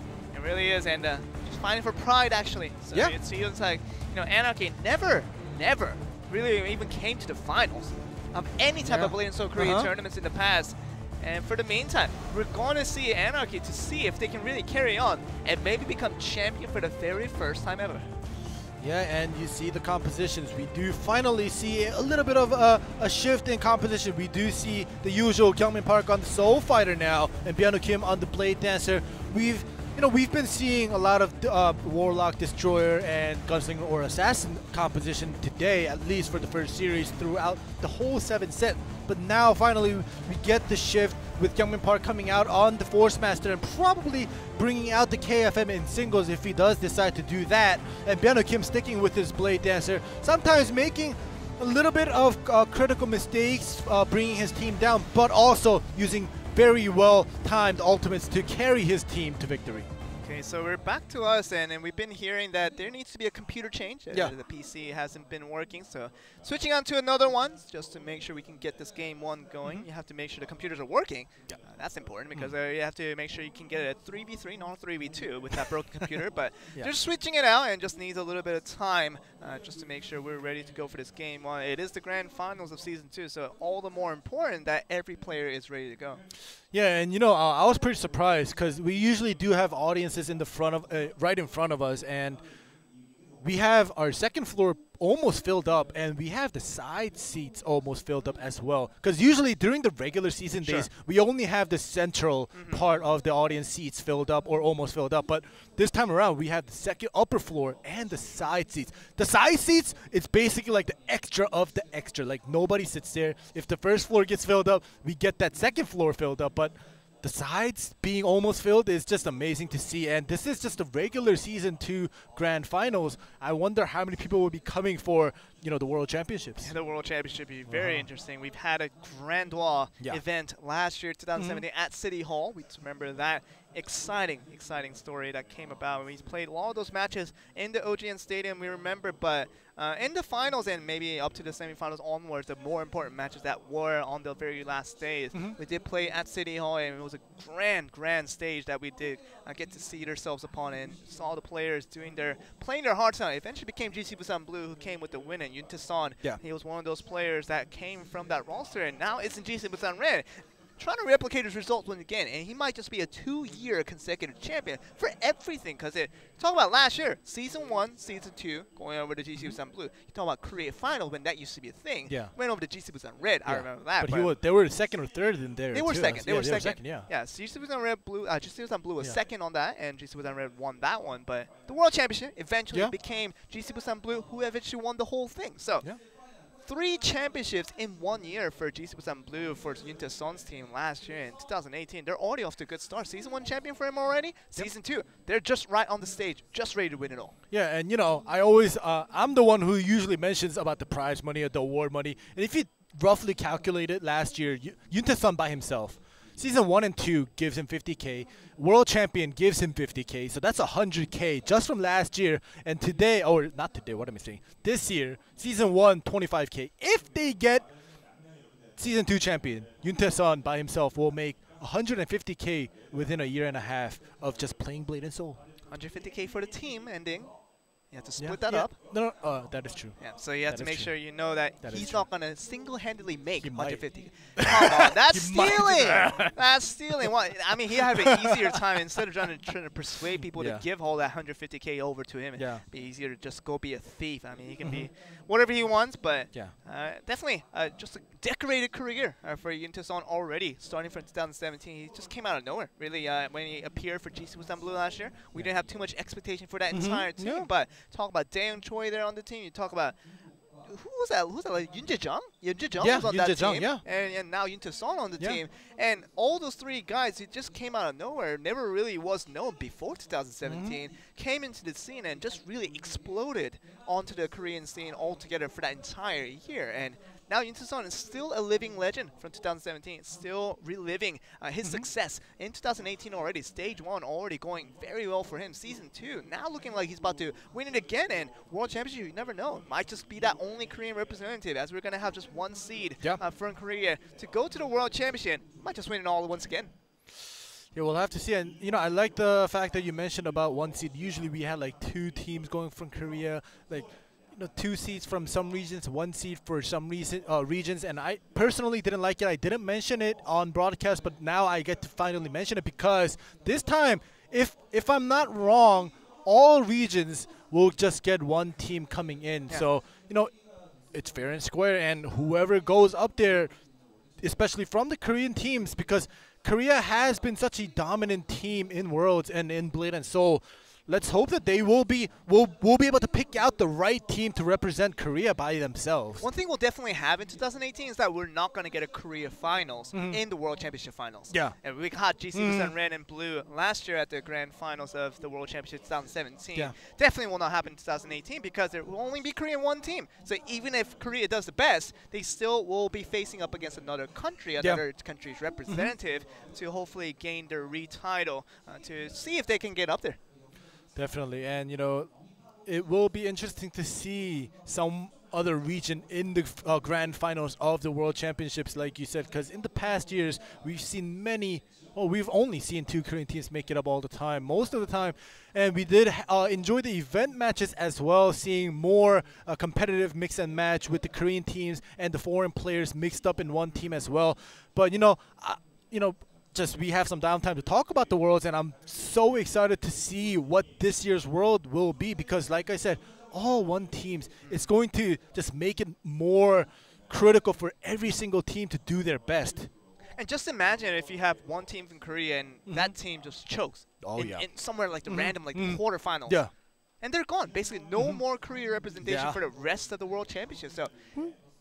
You like that? I mean, you like that? I don't mind whatsoever. But I think it's the most important thing is that we're going to have fair representation. No extra slots for different select countries means that, you know, we're going to get the fair and square in terms of, you know, we're going to have 1 team from Korea, and that will be Team Korea. It's not going to be about GC Busan Red or whatever team that will be. It will be Team Korea that people will be rooting on. And Europe, NA, everyone else will be there. And it should make for a very exciting World Championship. It should be a very different format. Yeah, it definitely is. And, you know, you guys did get that schedule for the other regions doing the qualifier matches I'm pretty sure they're going to show that today at the end of the broadcast. If not, go back to the VOD of yesterday's broadcast for our broadcast and check out the times for the other regions doing their qualifiers. I was actually watching some NA and EU qualifiers last night. Well, last night for me, not night for them. But yeah, I was watching that, grabbed me some popcorn, and it seemed like they have some different composition that they're working on here. You always get popcorn. Where do you get all these popcorn? It's hard to find popcorn in Korea. Popcorn bag, and you just microwave it.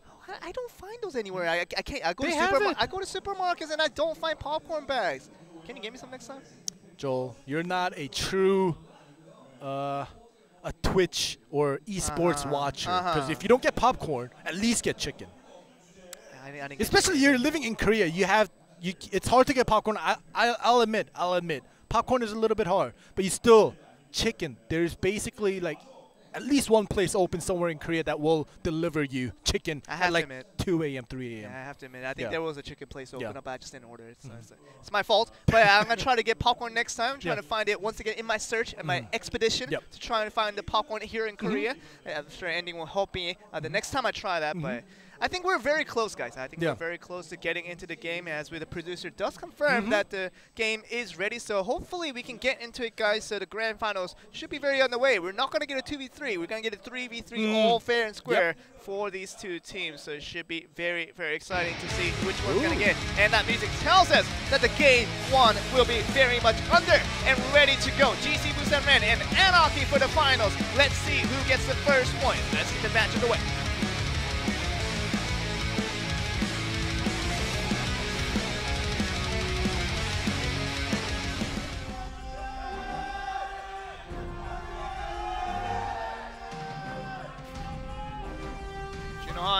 Youngmin Park with the first ones in line. Surprising it's not Incheon to start us off though. Feels like GC Busan Red knew that Youngmin Park was going to start off, and the best matchup they felt like was going to be Junho on the world. Definitely. Youngmin Park has been performing very well on this Soul Fighter, especially in tag matches. We'll see if he's able to do that once again here. We're going to see this here and trying to see what we can get out of this situation, because all these escapes gone. Thought that the time distortion would give it back. I mean, that's pretty even for now as we start off this game one. Really hard to tell who's going to get the edge. All right, there we go into the air though. Taking a lot of damage, but the interfere coming in for the blade dancer. Byung Kim is going to try to save his teammate for now. So once again, the aerial. All right, Youngmin Park and Junho, they're just trading damage, and Youngmin Park has healed up to almost basically full health and tags out. Byung Kim comes out against Junho. The first tag has been used on the side of Anarchy. Anarchy on the back end in terms of how we start off this first game, and we're going to see Sung Choi come in on this tag here. So Junho doesn't feel like he wants to stay in for a very long time. Byung Kim taking a lot of damage, and you talk about Sung Choi going for all that damage, not even a Fury build, but putting so much damage on. Yeah, Byung Kim comes out and does basically nothing but take damage and tags out. Not looking good. Not a great start for Anarchy right now. Yeah, looking good now, and Incheon comes in into the field. Second tag used for GC Busan Red. I mean, that Woo Bin-cha has to be a little more cautious, because Byung Kim took a lot of damage on his trade, and you don't want to replicate that onto your own end if you're Woo Bin-cha. Right, Incheon comes back out. He does have 2 tags.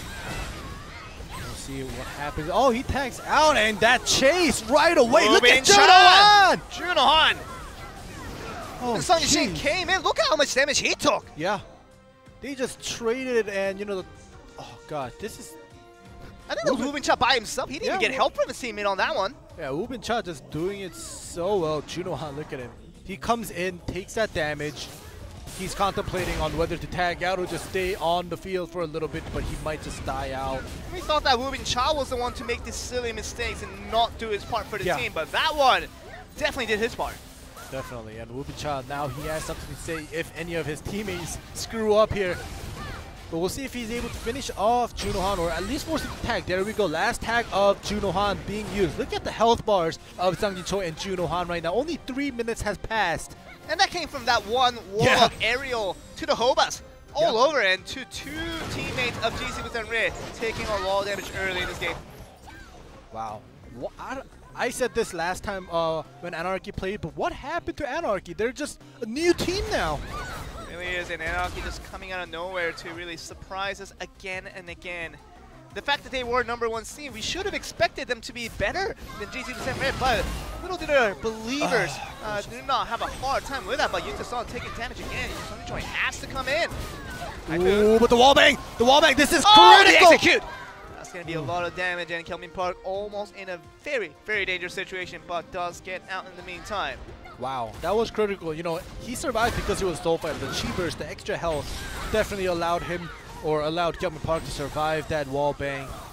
Wow, very well played, Sung Choi, making that a great opening. Yeah, so he was trying to just go for the defense to interfere, but got on the other end, started the wall bang. It's like, oh, this is good. Yep. And he's going to go for all the damage there and execute all over. That was great, and now Junon comes in here. Time distortion with the Sanctum down. Really is, and see what happens. Sung Choi just going to heal up. Kelvin Park can heal up a little bit on his own, and see what he can make out of this situation. Alright, here we go. They're going to slowly make their moves. Sung Choi will get persistence back about now. Kelvin Park just literally just standing still, not even pressing any keys here. Buying a lot At of least time. Sung Choi is spinning here.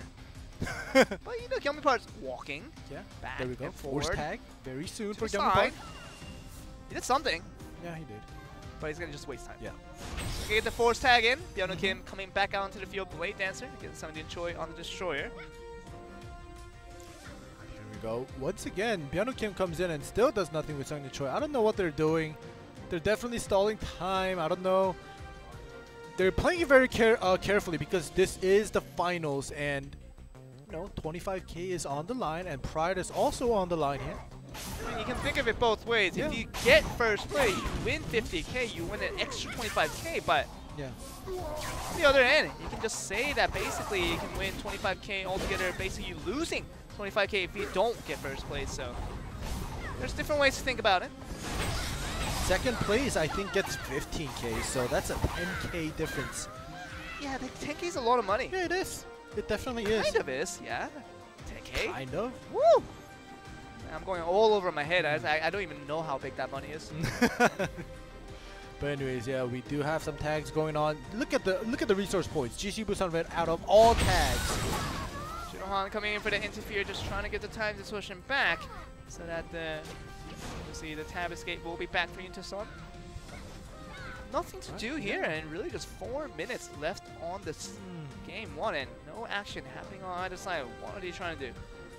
I literally, their boots are under us and across from us. I want to go down there and just ask them, what are you guys doing right now? I'm looking at their keyboards right now. I'm watching it. Their hands are above it. Yeah. They're pressing nothing. Yeah. Interesting. Yeah. They're just staggering the force tags in and out.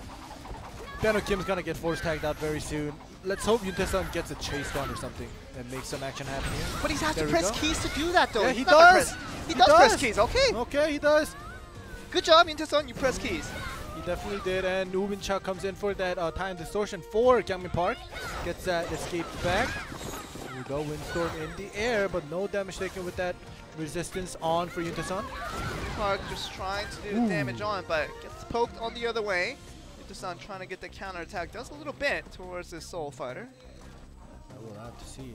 I don't know, these guys, both of these GC Busan Red and Anarchy, they're not this passive most of the time. I don't know what's going on. Maybe it's true that it's the finals and they're just playing it super safe. Well, these teams didn't get to the finals by playing super safe, so you have to Okay. consider it. This is their chance now. Kyungmin Park up in the air. Oh, but the counter! The counter damage that does come through, and it's going to force out Sung Choi on the interfere, and the execute going towards nowhere. As you see, basically, Ubin Cha out in the field, trying to fight against Junohan once again, and both thralls standing on the Sanctum is not going to lead to any damage for the time being. So we're gonna have a stalemate or a cold war per se for now with Ubin Cha and Junohan, the Warlock Mirror match. This is something expected from a Warlock Mirror match, but it was kind of weird to see that the other two on both sides when they were out on the field, they were just not pressing any keys. 2 minutes left on the clock, and we don't know who did more of the damage, because we've seen basically no damage from either side. You know, I don't know. I hope they know this is the finals. A lot of money is on the line, yeah. Yeah. It is, but they're also playing and not showing, you know, the viewers a great game. But oh, as I say that, Junohan still making sure he puts up consistent damage in. Now, based on this pattern, it seems as if Junohan and the rest of GC Busan Red should be ahead in terms of damage, but definitely harder to tell. See no real interaction coming in from Anarchy all over. oh, ultimate this proc is not going to connect, obviously. Look at him spinning around, trying to find his angle towards Junohan. Now with the throw all gone, this is his chance to be strong. Trying to get the knockout for his teammate to interfere in. Ultimate, Which not is connecting. in. Standing ultimate is not going to connect for the Blade Dancer. So Yuntasan still poking out the Blade Dancer. Kim having a hard time just escaping from all this. Trying to poke him out here. Better Kim just spinning, not doing too much. Yunta-san at least trying to get a little poke damage here because 1 minute left now. We will be going Yeah. for TKO, but now Better Kim taking a little bit more damage. Youngmin Park coming in for that interfere. This has to be a huge one for Anarchy, otherwise it seems as if GC Red put enough damage on that 50 seconds left on the clock. Probably is going to indicate that GC Red will take the game on TKO.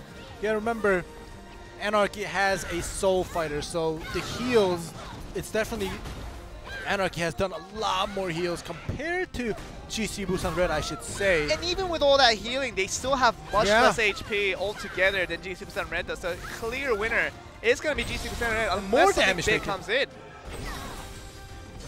Choi comes in, destroy big. ultimate.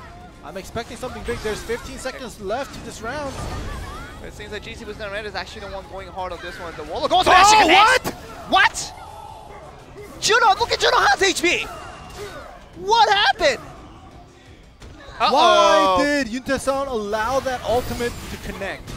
He didn't have attack points, so No, it doesn't matter. Kind of an excuse, but Oh my, now I don't know. no, I think Anarchy did it. They did it. I think they did. Oh my God! Still? This is the soul fighter. I'm telling you. Oh my I'm word. telling you. 50,000. Look at these difference. guys. They're surprised. They're like, what? What?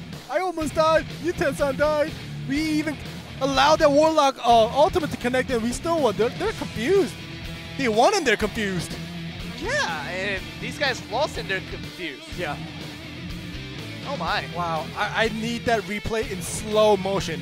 I know they're not going to do a slow motion, but I still need that replay on slow motion with the Warlock all connecting and Junohan taking that enormous amount of damage. Wow. Yeah, I thought that Anarchy would have done more damage. I thought I was pretty sure of myself. No. But 50,000 difference. You talk about that Soul Fighter heal being Yeah. too OP for all the wrong reasons. Yep, and look at this. This is early game. Byung Kim almost down to like 10% health. He ends up healing all the way back to full health.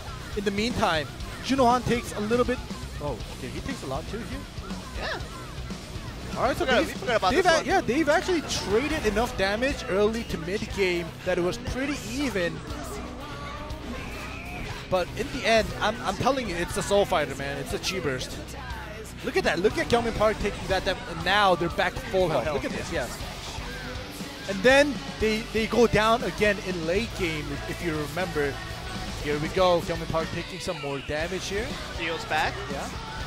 So GC Busan Red basically just took a lot of damage in the beginning with Junohan and Seung Choi, and until the end, the last second, where we saw Yunta-san get knocked out with Junohan taking some damage. That's the only other time that GC Busan Red took damage, but Anarchy, they just constantly took damage and constantly healed, and look at the health bars now.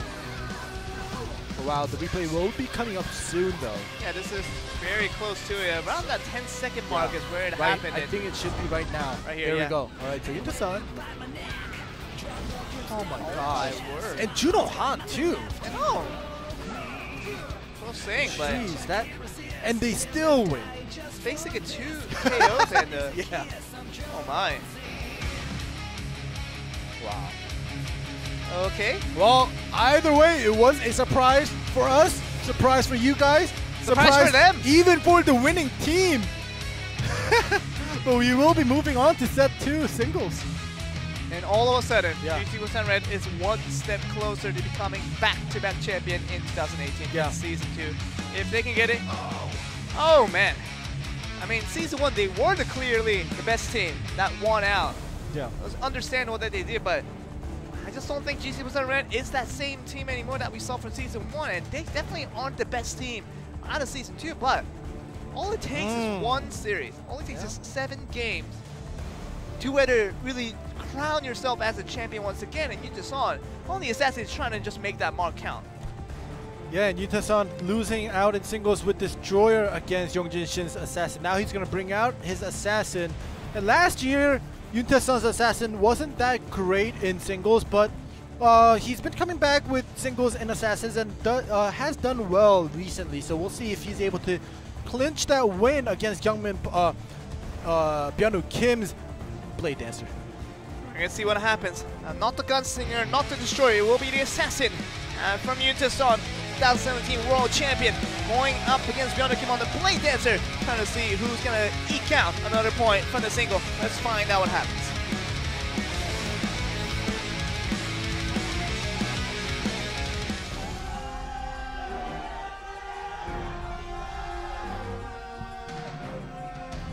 Byung-woo Kim still trying to find it out.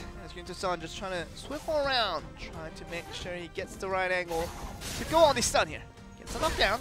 It's the first stun and it's going to force out the escape, and trying to go for a second now as he really only has a flock of blades. Otherwise, the Byung-woo Kim is pretty vulnerable right now. Byung-woo Kim definitely wants to avoid ACC landing on him. He has to at least trade a Stealth or a Lotus. There we go, preemptive. Lightning draw, but gets CC. Stun, This that's is basically done. He has 15 seconds. seconds. Flock will not buy you an escape against an Assassin, but yep. Stun, stun, stun, stun, stun, stun! Yuta-san clean. Yep. Clean as it can be. And his Assassins, when they look good, they look really good. It was a good try with that lightning draw on the side of Byung-woo Kim, but you know, it's an obvious when you're out of CCs. I mean, escapes. You just get CC by an Assassin and you're done. And you know what I just saw from Byung-woo Kim's face? What? The face of tilt. Oh. I kind of sensed it. Oh, I saw this in his face, and I think that's coming not from game 2, but from game 1. When they should have won out in that damage charge and they didn't. Yeah. That's the first stage of tilt, and losing like that cleanly in game 2 against an Assassin, against someone that's not even an Assassin main. Yeah. That's the second stage of tilt. That is. Level 1 tilt in set 1, level 2 tilt in set 2.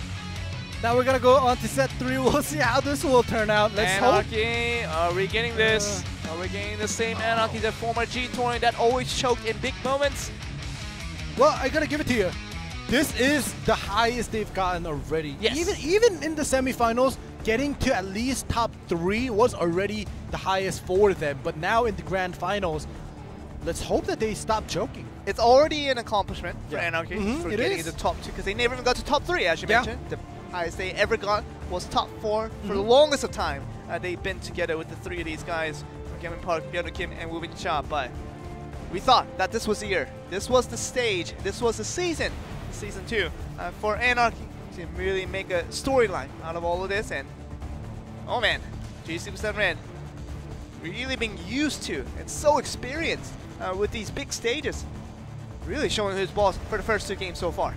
Yeah, like I said, GC Busan Red, even though they did struggle to get all the way up here into the grand finals, they have so much experience in big stages and where it matters that they don't make critical mistakes. They make small mistakes, but they never tilt. They don't make critical mistakes, which leads them to a loss. Sometimes they do get outplayed, but not because of their mistakes. So, but Anarchy, let's hope that, you know, this is their first big stage here in the grand finals, and let's hope that they don't choke anymore. Really composed, GC Busan Red for the first 2 games. Can they keep that composure up for this game 3? That's going to be continuing on this series. Currently 2-0 ahead. It's going to be GC Busan Red over Anarchy. Can Anarchy eke out a point back, because they desperately is needing it now? And we're going to see if that's going to happen. Let's go on to game 3.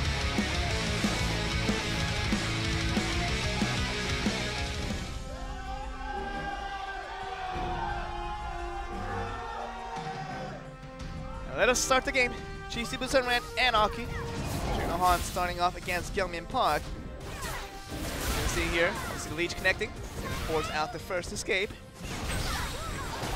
Brian Ripple Ground Ripple does not connect. We have that is interfere coming in from Wubin Cha for the time distortion. No interfere for Junohan, does that time distortion for himself here. I was gonna say that interfere point. Your GC with Red currently right now, and let's see the interfere now coming from you to start trying to damage on the Gilman Park. Nothing really coming from it yet. Forces out another escape, and that's gonna be the aerial. And that's gonna be a dangerous situation where it forces out Byung Kim. Very timely interfere on that defensive effort. Yeah, definitely well timed. Perfect timing, Byung Kim. Not allowing Wubin Cha to take much damage here. But in the air, Gilman Park came in. Oh my god! What? Jeez. Oh my. Not good at all. Anarchy using already 3 interfere points and 2 tags in the first minute. This is not great, and as I always mention, resources, when it becomes scarce as time goes on, you're gonna have a disadvantage, so you better use it wisely when you use it. I love that GC% Red is playing the pacemaker here. You talk about game 1, they're doing so slow and so slow pace. Anarchy's forced to play just as slow, and they're being controlled by GC% Red to play the style they want to play. And now in this game 3, GC% Red is turning up the speed, and now they have Anarchy kind of on their heels, kind of have a difficult time to catch up to this. Yep, another one. Reactionary 2v2 coming in. Yuntaesan does take some damage. Byung Kim also takes some damage here. But as you said, the pace is definitely being made on the side of GC Busan Red. Look at the resource points just depleting on the side of Anarchy slowly. And it's only been 2 minutes. Really hasn't. You can see the wall bang. Byung Kim almost in a very dangerous situation. Does get out of that corner, and that takes more damage. Heals up, but still takes a lot of damage. Remember, good chase. Good chase coming in from Sunny Choi. Just predicts that tag to come out, and Gyeongmin Park. Oh, he's gonna take a lot of damage early as soon as he gets into this one. Aerial reactionary 2v2 does take some damage. It's an all-in effort, but Junohan comes in just acting like nothing is in trouble now, and Sunny Choi very safe on that matter. If you see these reactionary 2v2 as we called it out, it's the reflex timing on both sides are just so quick. It's almost identical, and you know, usually the defensive interfere comes in as well as the offensive if the opportunity is given, and they just come in at the same time to try to do the damage outburst and to try to defend their team, and it's just amazing to see this. Look at this already. Sunny Choi once again slowing down the pace, and Anarchy just has to react. And this is an unfortunate situation where Anarchy are not aggressive enough to create their own pace, and it's being followed upon every single time that GC Red charges on. It tags out. The chase does happen. Junohan uses tab escape right away.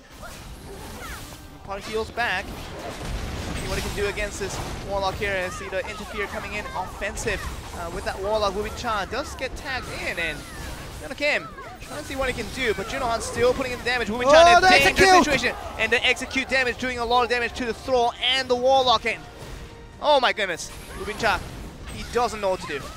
Remember what happened in set 1.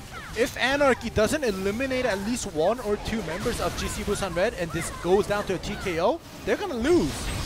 Definitely will, and Byung Kim tries to go for the damage while he is stunned up, but Sunny Choi comes back out onto the tag, and Junohan has to use the last tag point to get himself out of there. But Byung Kim looking like he's just trying to run away from the destroyer all about. Yeah, look at the resource points. There's still 6 minutes, or rather 5 minutes and 55 seconds, and wow, Anarchy is almost out of all resources except for Byung Kim, so he's all alone. No interference coming in. There he is, and they execute. Oh, it does land.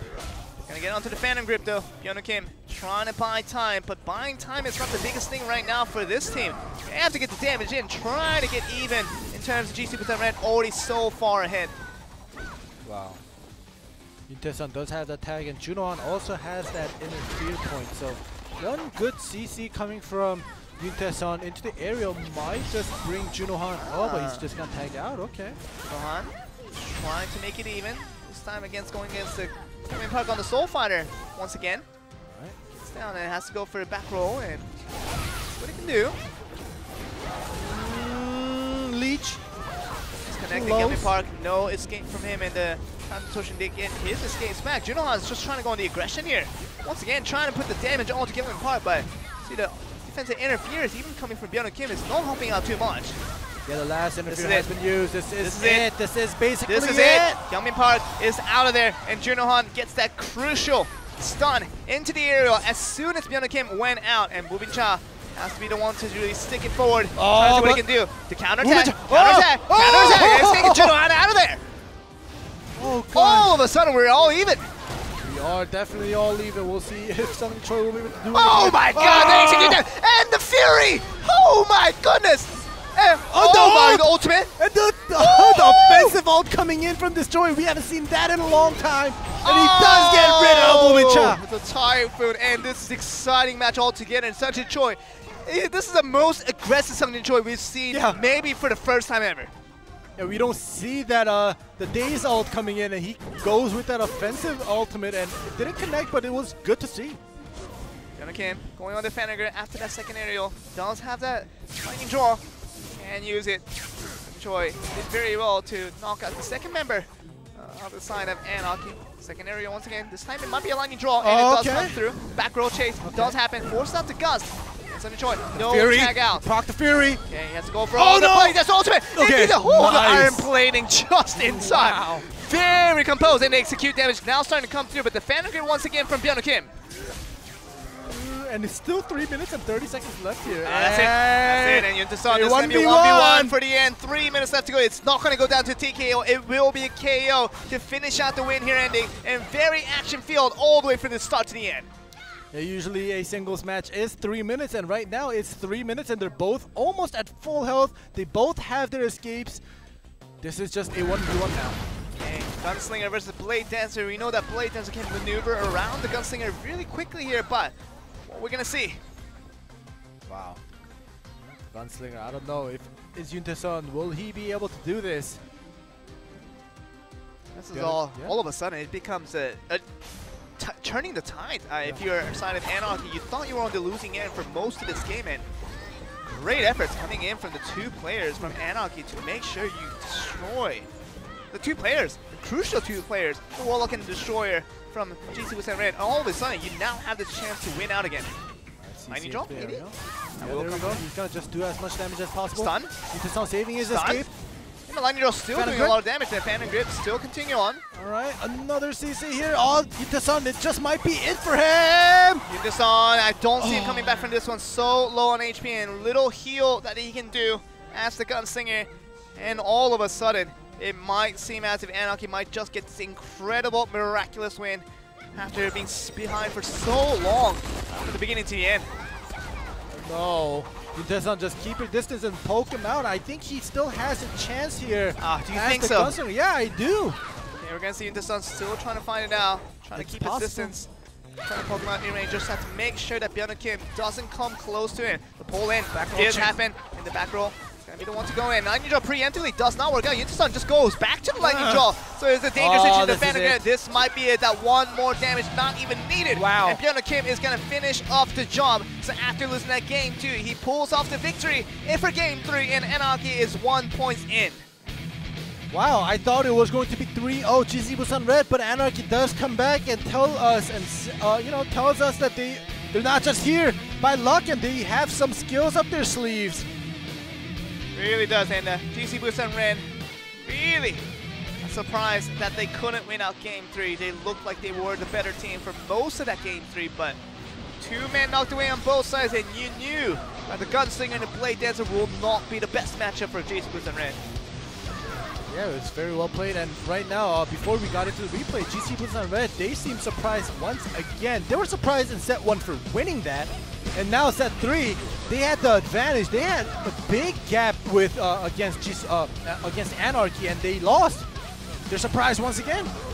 Really is, and which you talk about taking all that execute damage so strong, and Sungjin Choi did everything right. I mean, I feel like he was the MVP for the GC Busan Red in that game 3, but still could not win out as he was the second man to go out. And oh man, this is a tough one to take if you are GC Busan Red after working so hard to gain all those advantages. Junohan just goes out like that, and that became the downfall, start of it for GC Busan Red. It was wow. So basically, Byung Kim did a 2v1. Look at Sungjin Choi's health. It's pretty healthy here. So he beat Sungjin Choi 1v1. No interferes coming in, right? So he beats him cleanly.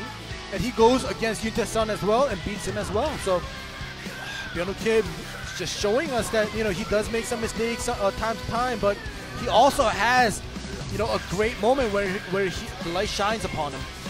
Yeah, he does that 1v2 in the end was good enough for Byung-Woo Kim, man. Talk about that no resource being such a bad thing. If you are GC Red, just imagine it if they went for true 2v1, where Yunta-san could have came in for the interfere to help out Sung Choi, maybe to get a quick kill. Definitely did not help there, and Byung-Woo Kim eventually gets the win with that Phantom Grip, the grip of victory. And that's gonna be them getting a back point back to themselves, and now it's 2-1 going to the roulette. Yeah. Well, that was just amazing. Well played for both sides, but at the end, I gotta give it to Byung-Woo Kim doing that 2v1. And, you know, both of the two that were left alive on the side of GC Busan Red, they were almost, you know, they were very healthy, and, you know, 2v1. Oh my, are you serious? Alright, we're gonna go to a tag match here once again. That was such a big radius just for singles. They had two sides on singles, and it was like this little piece for tag match. And we're gonna get a tag match Yes, we are. for the grand finals, guys. This is what we're gonna get. So this is our third tag match of the day, and we will, if it goes to set 6, we will have 4 tag matches for grand finals. And, you know, I just hope that it's not the same as set 1. If it's a tag match that's very similar to set 3, I enjoyed it. I love it. Even though it was a long game, it was very fun to watch, enjoyable, and obviously, as you guys see here, the compositions haven't changed. As it's gonna be expected, Anarchy looking like they're trying to climb back one step at a time. They've already got that 1 point off of that game 3. Game 4, if they can pull it back, it will bring the scoreline back to even. GC Busan Red, they want to run away with this. They want to get this win right here and get the win in the next singles and become Season 2 champion, becoming back-to-back, starting from Season 1. Alright, well, I don't know. I can't tell anymore because, you know, especially the tags, it's been so even. Even the first set, when it went to GC Busan Red, the damage output from Anarchy was very well done at the end. So, I don't know. It's just been going back and forth. It's been tossing around. And let's go to Game 4 to see what this third rendition of tag will bring to us between the two teams of GC Busan Red and Anarchy. To see who's going to get the advantage here. Let's find out in this next game.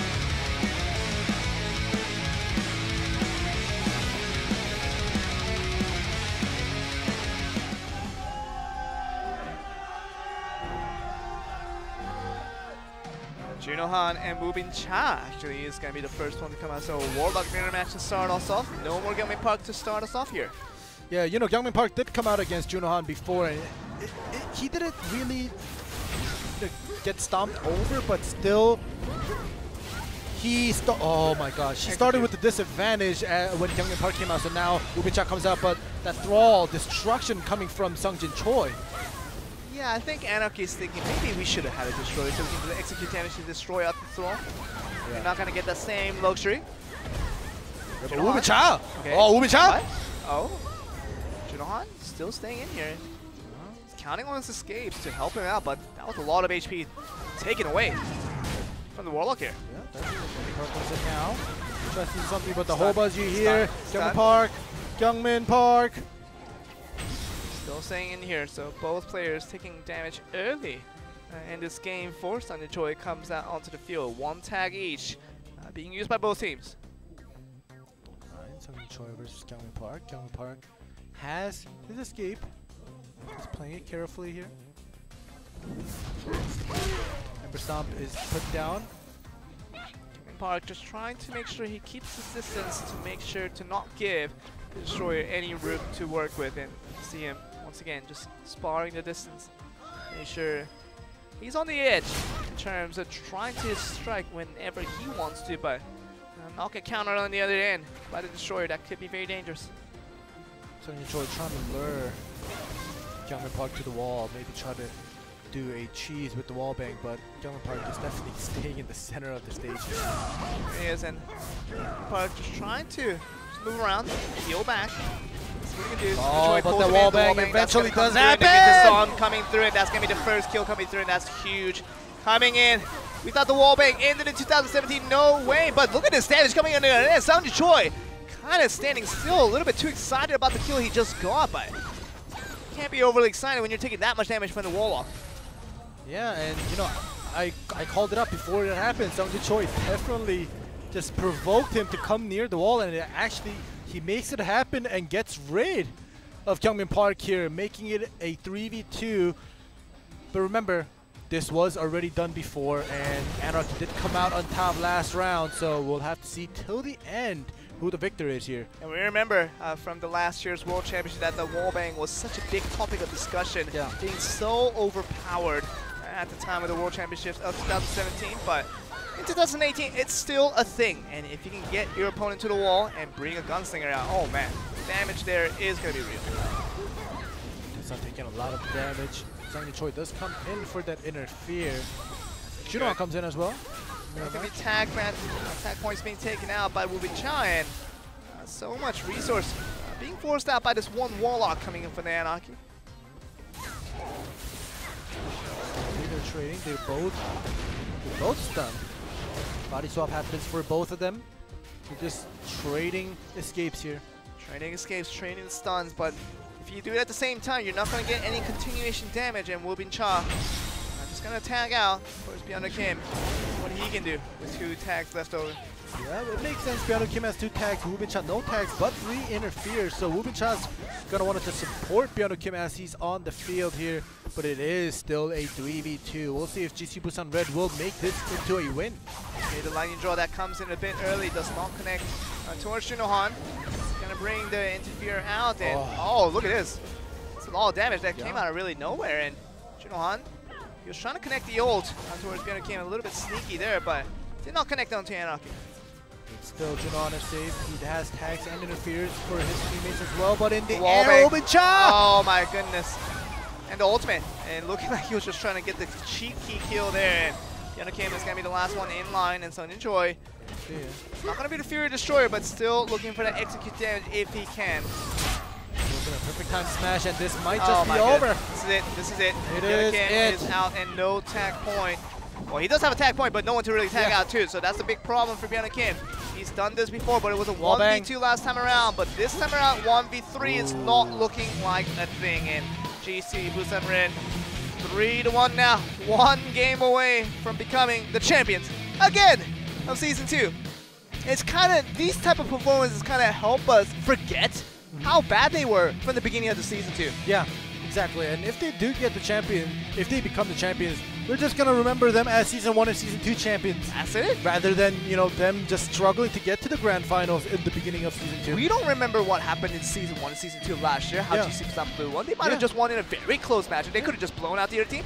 We don't remember. We just remember the results. They are the winners. They are the winners of everything. And GC Busan Red on their way, 1 game away, just 1 single away really, to become the best in the world, the best in Korea at least for the time being. And if this pattern continues, they might just win everything from here on. Maybe in the World Championship, they might just be the best team. Just kind of remembered last GC Busan Blue of last year, 2018, it might be all about GC Busan Red. Yeah, and it was a very close game until Kyungmin Park got that wall bang and, you know, got eliminated in the first 2 to 3 minutes here.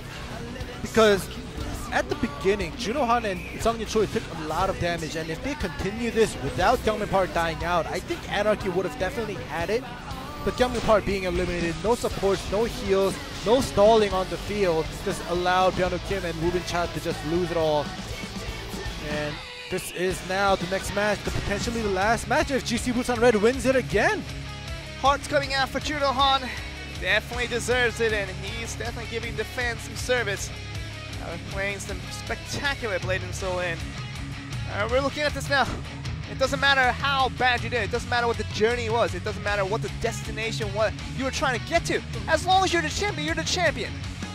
Season 1, they were champions. They were absolutely dominant in the way they won. Season 2, definitely not the same. They weren't the strongest team from the beginning of the season, not even till now. And it seemed as if the Anarchy was supposed to be the better team, but 3-1 down at the moment and 1 game away from once again choking in a big stage for Anarchy.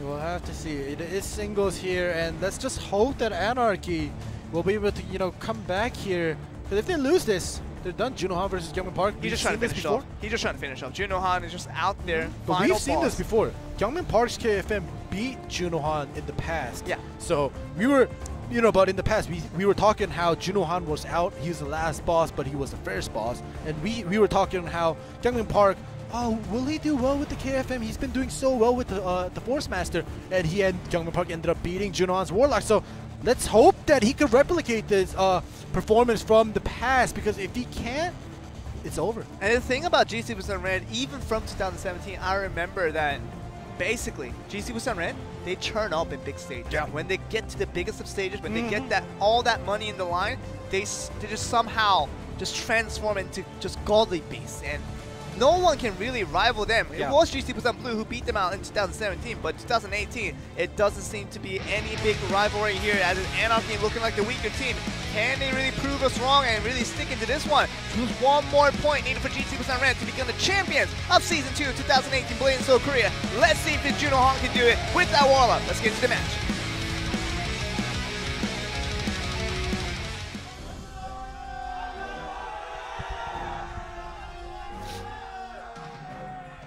Junohan, one game away from winning $25,000. For your team, he's done it in the past. He hasn't really won a big championship in a long time, other than the Korea Finals of 2017, but in 2018, he's won Season 1 already. Season 2, they're definitely in line to do it again. The first CC onto Gyeongmin Park, this is not good. He gets time absorption, he's gonna continue. Junohan is definitely going. But Gyeongmin Park saves his escape. Very well played, very patiently played here. Just that back roll, last time around. Okay, the flurry. Gyeongmin Park is starting. Body swap did happen. Okay, body swap does get him out. It's gonna have the time escape to use it if he does need to. Gyeongmin Park wants to get rid of his second escape as well. There we go, Rising Dragon. Back row, chase into the air. This is definitely gonna get rid of Junohan's other escape, and there we go. One more CC coming from Gyeongmin Park. This is not looking good for Junohan here. Once again with the Searing Palm, Rising Dragon connecting. The stun that will come through, and this is gonna be the end. This is it. Gyeongmin Park gets the win, and is not quite over yet.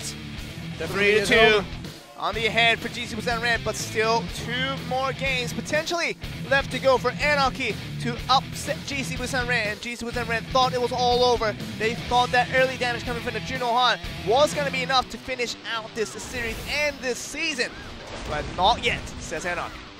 Yeah, and you know, like I said before, Gyeongmin Park, it looked like he was in a pinch getting to the aerial early on, but he knows how to play against Junohan's Warlock. I don't know about other Warlocks, but Gyeongmin Park has experience in beating Junohan's Warlock, and he does so again today. Really looking strong against the final boss, and Junohan, he thought he was going to get it. He thought that $25,000 was in front of his eyes, but for the meantime, they are a bit distanced away from it, as they still have to get one more game, but it's going to be a tag match to perhaps decide it all. We'll have to see once again. This is, again, a potentially last match. We'll have to see what happens here. This is set 6 now. Tag match, like you said, Joel. And I'm pretty sure the composition will stay the same.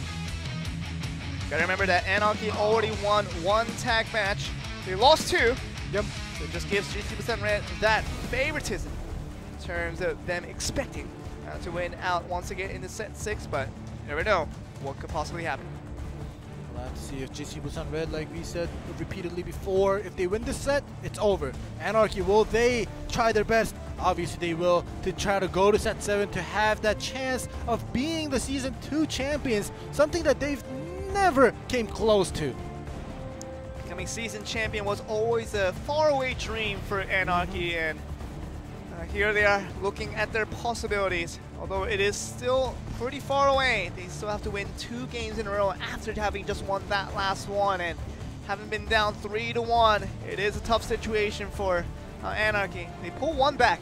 They need to pull 2 more of those in order to get the championship, but it's a faraway road, but there definitely still is a possibility left over. We'll have to see as these players get ready. I know as these rounds or sets go by, they're getting more serious and more serious mode. And let's just hope, like we mentioned before, Anarchy doesn't choke, because GC Busan Red, we know they don't choke in big stages. GC Busan Red always surprises us in the biggest of stages, and this is the one they have to clinch over to get the championship for Season 2. But Anarchy looking to stop their heels. Can they do it once again in this tag? We're going to find out in this game number 6.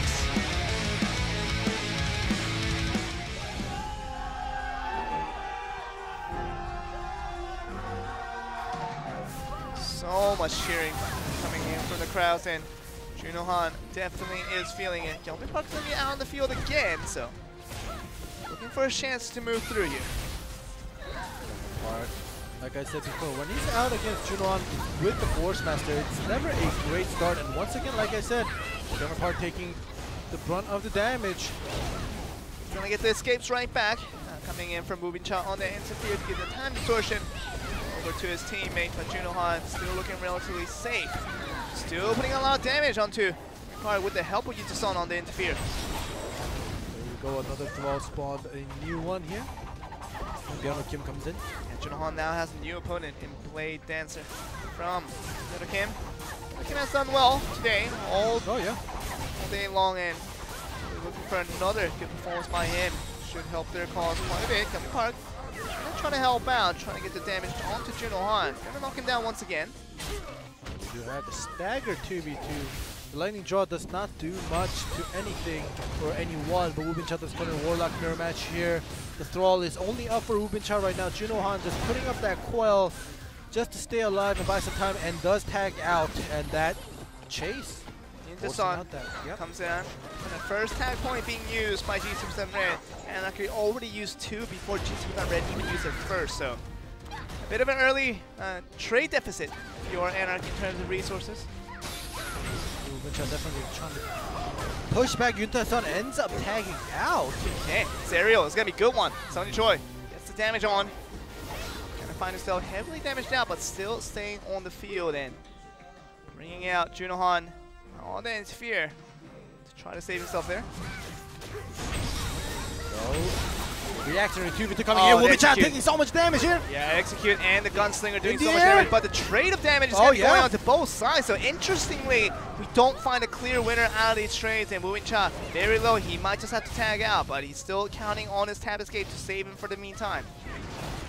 Wubin Cha does have his escape, does tag out though. Good call, because it could have been dangerous, and you don't want to die out just just being greedy, trying to go for that force tag. Gyeongmin Park comes out again. Never a great matchup when he's on the Force Master. Not Force Master, Soul Fighter. There we go, another aerial. Junohan taking a lot of damage. Yuta-san helping out with the gunslinger is going to be doing a lot of damage, but taking once again a counter damage. So very nicely done by Gyeongmin Park to trade the odds and to really get back to his favor here. Well, right now, look at the health bars. I know both teams have healed up, especially on the side of Anarchy, and they're still so low. Wubin Cha and Byung Kim under 50% health. They do have a little bit more resources compared to GC Busan Red, but will that be enough to grab a win here in this tag match? Gyeongmin Park still trying to move on here against Junohan, and pretty even on terms of trade. The HP pretty equal across both sides, but otherwise we're going to see just an initiate action. Now we're going to see the stun that will come through into the aerial. Helping out is going to be Wubin Cha, but otherwise it's not going to be nothing from it. That 2v2 interactive here. There we go, another area. Yuta-san taking a lot of damage here. Arena lightning draw. Yeah, very nicely done. Yuta-san takes a lot of damage from that one. Very nice 2-to-1 combo there from Gyeongmin Park and the side of Byung Kim. Now, whoever comes out on the side of GC Busan Red, as I said before, they were pretty healthy. Now, they're all unhealthy right now. They've been eating too much junk food here. Sonny Choi tries to heal up a little bit. Gyeongmin Park does get that forced tag, saves his tag point. Byung Kim comes out. And look at the terms of tag difference here. Yeah. You talk about 0 tags for Junohan and Yuta-san. Sonny Choi, if he does get out, he'll be left with 0 tags, and Kim and the rest of Anarchy have all 1 tag each. That's a huge amount of difference, especially going to this late game here. Junohan coming for the interfere, trying to help out defensively, but the stun that will come to force out the back roll. No chase coming through. Wubin Cha giving the time distortion back through, and Byung Kim will still be safe to move on here. Park trying to help out offensively in the interfere. Does get a pretty decent damage. Gets him up in the area with the Phantom Grave that will come through. Again. Yuntaesan comes in, no tag points now. He's all alone by himself, no tags, but in the air, Ubicha! Oh my god, brilliant chase. Wow. Oh my goodness, that's going to be the chase of the season, I would think, because as soon as that tag came in, Wubin-cha just went out of nowhere into the air. Free damage for Yuntaesan, no interfere whatsoever. GC Busan Red gets that crucial kill. Yeah, and as you see, Sungjin Choi still has that interfere point left. So if Yuntaesan just one more opportunity, Sungjin Choi might just come in for that execute damage. Defense the aerial. Trying to do the damage on the other end. Choi interfere. finally does have to come in. He was thinking for a bit, but a little bit late to the party there as his teammate already took a little bit of damage on. Yeah, Sungjin Choi definitely wanted to use that last assist for an offensive one, but unfortunately, Yuntaesan needed help for there to stay alive. Son just trying to put the damage on, but Gaming Park still harassing him from distance. And who does the better poking? For the meantime, it looks like the Soul Fighter is on the edge here. Definitely, Yuntaesan has to play careful as well. He's very low, and the tag comes in. Byung Kim. And now, and Yuntaesan trying to find out what he can do in the skies.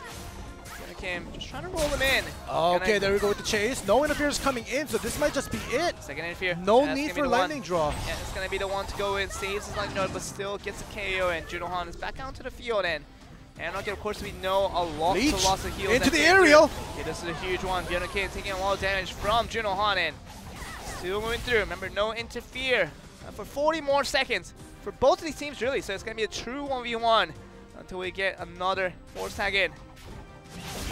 Does escape by using that escape here. Time distortion. Gonna Kim on the floor. Doesn't want to do that. Doesn't want that. Gonna go in, make his move. Looking at this now, Junohan. Let's see what he can get. Turns damage. Last time around, he did very well to trade out the damage. And Warlock ultimate. Yep, not gonna connect. And he's gonna just interrupt that, distracting for the meantime. Byung Kim trying to get the ultimate onto his own side. Gets a very good stack of it. And Junohan on a dangerous footing now. For one more minute, he has to stay alive. We're gonna see the interfere come back. So at least he gets the help from Sungjin Choi as he can get the interfere onto that defensively. Oh, the dink! The dink! Byung Kim finally gets survived though. Coming part helps him out, and Junohan gets up into the air. Sungjin Choi getting heavily damaged out as well. So all of a sudden, Anarchy is very close to winning out this next game here. Definitely close. That interfere coming in from Sungjin Choi. Almost got himself killed here. Wow. And Byung Kim and Kyungmin Park just healing up all the way. Byung Kim 4 more seconds until that force tag happens. Junohan needs this chase. He needs this chase on. He's not going to go for it. He's going to be pretty passive, but this is going to cost him though. It seems like Kyungmin Park is ready to finish off this game here. The stun gets on the other end, so Junohan has to be careful. But the constant damage that will come through. Junohan barely survives. 3 more seconds, but I don't think it will matter. But the damage coming into the end. Crucial damage coming from Junohan. That's going to be the one to come in. And Sungjin Choi does get that gust out of him. Forced out. And Kyungmin Park still looking to progress on with this aggression. Wow. Now Junohan's there. He does have an interfere, but he wants to be careful because you might just die because Byung Kim also has an interfere. So reaction or two happening. If they just focused on Junohan when he interferes in, that's bad news. And remember, if Junohan and Sungjin Choi for GC Busan Red, can they hold it out for 1 minute and 40 seconds? The TKO will probably give them the victory here, but... Oh, the escape was forced out by that Destroyer ult here. But look at Kyungmin Park's health just go up. Junohan comes in, sank him down. It's all about this 1 minute and 30 seconds. If GC Busan Red can somehow survive this one and really pull it to the TKO, they might just win this. But Anarchy, they can't wait for this time to go off. They have to go for the KOs. Oh! Okay, to the aerial. This is going to be the end. Re-knock up! Second aerial. No! Lightning draw. That will happen, but Sungjin Choi goes out. Junohan has to survive for 1 minute and 5 seconds. Look at the heals. Kyungmin Park, oh my word. Just like Juno, you want to come in? Look at that. Gosh. This is going to tilt Junohan. Junohan, he has to survive for 53 seconds. This will be the biggest 50 seconds of his career if he can survive. This will win him the game, but otherwise, Kyungmin Park trying to not let the time go out, trying to finish out the game. And Byung Kim is going to come back onto the field. Blade Dancer, what can he do against the Warlock here? No, unfortunately for Junohan, no leech yet. Tether Blade does land, forces out that escape, and remember, they both have interferes, but into the aerial, a 28 seconds, 26 seconds, the second aerial with the lightning draw will happen. That will end the game, and we will go to a game 7 to decide it all. One more single, second one of the night, and that will be good enough to decide whether Anarchy can get their first championship of the organization career. Wow, that will be amazing. And you know, as it should be, on day of Grand Finals, we get 2 full sets. I mean, 2 full series is going to all 7 sets, and I love it. And you know, I gotta be honest, the first set of GC Busan Red versus Anarchy, it was so boring. I don't know what they were doing. I wanted to literally just go down to their booths and ask them, what are you guys doing? When they were just stalling time, wasting time. But after that set 1, they're just going all out, back and forth, and now we're at set 7. Jeez, and to decide it all, a singles match. It happened in that last round. We talked about Sungjin Choi coming out against Bang. Remember, just in that last round to beat out Youngjin Shin to get to this stage right here. So the story fitting. I would think that Sungjin Choi might make a reappearance. You think so? I'm betting on it. How about Juno Han as a quote-unquote last boss? I don't know. I think Sungjin Choi makes a lot of sense here. I think he's so? done it. He knows how to be clutch when the time is needed. He knows how to keep himself under pressure. Yep. And I mean, he might just do it. As a World Destroyer again, he might be the one to literally play the singles of his lifetime to get home the victory and that prize money over to GC Busan Red. Yeah, but I don't know. I think Youngmin Park on the KFM will definitely come out. I think he knows how to beat Juno Han's Warlock if Juno Han comes out. And a KFM against a Destroyer, supposedly class-wise, KFM definitely has a very big advantage. So Youngmin Park on that KFM definitely is ready for Sungjin Choi and Juno Han. I'm not sure if Yuta Sun might come out as a surprise with an assassin and just take out Youngmin Park. We'll have to see about that. But if Juno Han or Sungjin Choi comes out, Youngmin Park coming out with the KFM will do the job, I think, for Anarchy. This is the biggest singles of the season, and you have to count on one person, not all 3. The other 2 players cannot help out. It is going to be up to one player from both teams to decide who takes their home the championship of Season 2 and forever is remembered as the best team out of the second season of 2018. And it's going to be able to take the home money. And really, the prize money is on the line, but who is going to be the one to represent? Okay. Yuta-san? I think it's Yuta-san versus Yuta-san? Youngmin. I think. Because they know Juno Han and Sungjin Choi has no chance against Youngmin Park's KFM. And Youngmin Park, Anarchy is sending out Youngmin Park just to be safe. And Yuta-san coming out with an assassin might be that twist. Are you serious? I'm telling you. I'm telling you! My goodness! I'm telling you! You told me! Oh gosh, this happened. Anarchy, they wanted to be safe. Oh my god, they're trusting on the youngest player in GC Busan Red to carry this one out. All the trust onto Yuta-san. If he does it, he single-handedly wins them the championship. Yep, he does. And if he loses, they will think back whether we should have decided Juno Han or Sungjin Choi to be that last player for Game 7. They can't change it again. They can't, but I'm telling you, the reason Anarchy sent out Youngmin Park is because they know Youngmin Park could beat Juno Han and Sungjin Choi. And I know GC Busan Red sent Yuta-san out because they know they were going to send out Youngmin Park because of that reason. Youngmin Park, the single best performer out of Anarchy in the singles for the entirety of Season 2.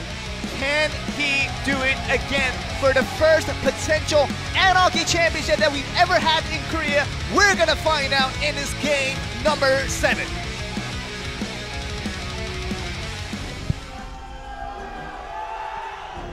Oh gosh, this is it. Lots of screams, lots of roaring, lots of beastly noises coming from the crowds because they know what this means. Assassin versus KFM to decide all. Oh gosh. This is finals, as you see right under the clock there. This is it, 3-3 tied. Set 7, this last singles decides it all. Everybody's just playing it cautiously. 3 minutes. 3 minutes to decide whether you are first place and second place. The movement, Rising Dragon doesn't connect, unfortunately. Tab escape, the back roll chase does happen. Into the air. Will lead to a stun. There's Searing Palm. Knockdown. Palm doing some damage here. going in, trying to get another aerial. It's going to be giving him Park, but he just lands down that Lotus. Very ready. The stun that comes through. This is the one. Lotus is there. Is that and also really? the Oh my stealth is there gosh. as well. So we have to remember that Lotus is still available. So this is the chance for Yuntason to move in now. See what he can do. Okay. Oh no, this is not looking good for Gyeongmin Park. 3 more seconds. 4 seconds to put as much damage as he can. The Alright, Lotus he is does get planted it back back. down once again. Park does have that escape. He has the escape. He has the escape. He has the escape. Back oh, the back row chase doesn't miss. my It misses, and he allows Gyeongmin Park to Free save escape. that escape. Free escape coming Oh, in. And now Gyeongmin Park on a Riding Dragon. huge advantage. Goes that Lotus escape. He's going to get the stealth right back. So, wow. That was crucial play coming from Gyeongmin Park. We didn't think that was going to just back roll out of there. oh, triple kick right there for the decoy. Okay. Decoy right there. But once again, the stealth does not come through. Oh, Still not available. looking good. It's over for Gyeongmin Park. Okay. No escape. Yeah. GC Busan Red. GC Busan Red. They might be the champions once again. And GC Busan Red does it again. Season 1, they were the dominant and the deserving champion of the first season of 2018 blade&soul Korea. Second season, it has been wholly different. It has started off very, very rough, and the edge to edge they had to climb over, the obstacles they had to climb over were so difficult at each stage of that round, and somehow they make it to this final round.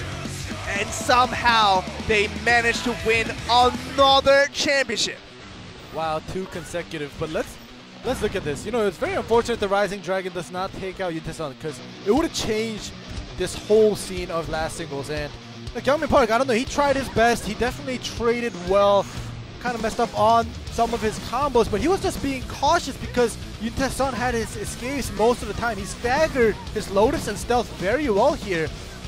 Oh, but it was very close. But because, you know, Yuntason did miss that back row chase that one moment, giving Gyeongmin Park that free escape. That will be right here. Right here. Yeah. Oh my god. That was a crucial one. You know, the replays, guys, they definitely know what was up there, and Lotus escape. Saving that stealth at the end. Forcing out the escape from And Gyeongmin that Park. triple kick right there too. Yeah. This is it. That's where the escape comes from, and that was the go time for Yuntason to get that one stun. The stun of his lifetime. And here he is. Back row just for show. Yeah. And here he is. The championship winning play from Yuntason and GC Busan Red. Congratulations to these guys. These guys are the best team in Korea still, and looking like it as Season 2 concludes in them picking up the trophy once again. Yeah, back to back. Back to back Season 1 and Season 2 consecutive champions. And as we said before, we know GC Busan Red had a very hard time making it up into the Grand Finals Season 2. But as time goes by, we're gonna forget about how hard it was for them to come up, but just the fact that they won 2 consecutive seasons. They are. Yeah. They are the champions. They are the best team in Korea for Season 1, and they are still the best team in all of Season 2. We're gonna hear from, obviously, the interview to see what the players have to say. And big congrats out to GC Busan Red, the Season 2 champions. Let's get an interview going. I mean, trying to go for the big brother, and the big brother goes over to Juno Han. Second straight championship, and you do get the prize money, obviously. What's the most important thing is the fame. How do you feel on winning the again? For us, I never really did 2 consecutive wins, but we lost to Yuntason 2 times last time, so this year is looking very different, and we're trying to practice and form new strategies. I think it was a really difficult season for all of us, and having really just crossed the edges, just trying to get through every single round, and really was a struggle emotionally. And we knew that, you know, all our teammates were so supportive and trying to overcome all things, and it was a tough season for all of us, really, and but the result became a happy one. And to Sungjin and also Yoontae doing so well. So thankful for these guys. It does feel happy to get the win, but 최성진 선수한테 이제 마이크 좀 But we're gonna pass it over to Seongjin Choi. 이야기가 길어지니까 최성진 선수 He's trying to just cut off the conversation. 이따가 끝나고 술 한잔 하면서 하세요. 자, 최성진 선수 입장에서도 For 사실 Seongjin Choi. 오늘의 MVP 사실 And maybe you were the MVP for today's game.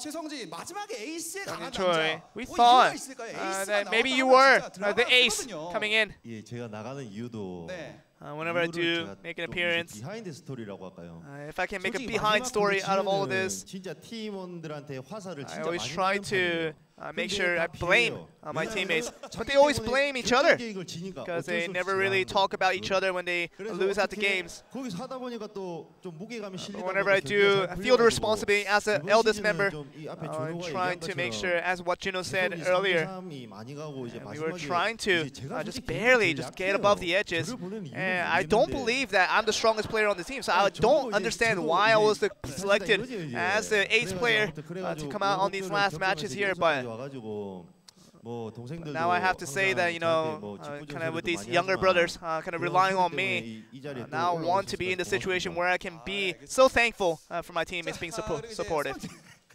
팀원들 디스 이렇게 조용히 나중에 해주시고요. 손윤태 And for 선수 Yoontae 입장에서는 Son, 정말 값진 또 승리가 it becomes a 아니었다라는 meaningful 생각이 듭니다. victory. 일단 소감 먼저 좀 들어볼게요. 제가 드릴게요. 알겠어요. 알겠어요. 예, 돈 안 뺏어갑니다. And we'll see how it 아니, goes. 솔직히 이번 시즌이 진짜 너무 힘들었어요. Well, this season was really tough for all of us. 우승할 수 있을까 했는데 We were kind of doubting ourselves whether we could win another championship. 신기하네요. It's really amazing that we're the champions once again. And I'm sure you do kind of remember the tough times of season. Maybe you have some storylines to tear up again. None of that today, this year. None of this season. It was a really tough tournament.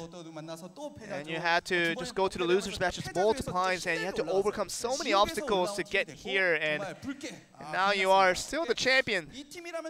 Do you feel like can show a good performance maybe in the World Championships? 그니까요. I'm not sure.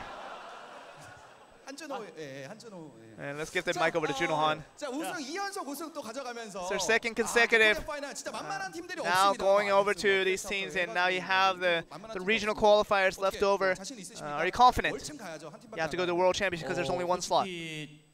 오늘 결승전 보셨다시피 I think you 제일 강한 just saw 팀은 뽑자면 아나키 팀인 our 것 team. 같아요. I think the Anarchy is the strongest team right now in all of Korea right now. 저희를 앞에서 두 번이나 이겼었던 And they beat us twice during the season. And 하지만은 그 월체만 한 팀밖에 안 I think 가잖아요. the World Championship only one slot is available. 한 팀은 in that one 당연히 team. 지금까지 태그 대회에서 GC 부산이 우승을 못한 적이 And I 없어요. think we never really won 더 이상 답이 with GC Busan Red. So 네, 더 이상 얘기.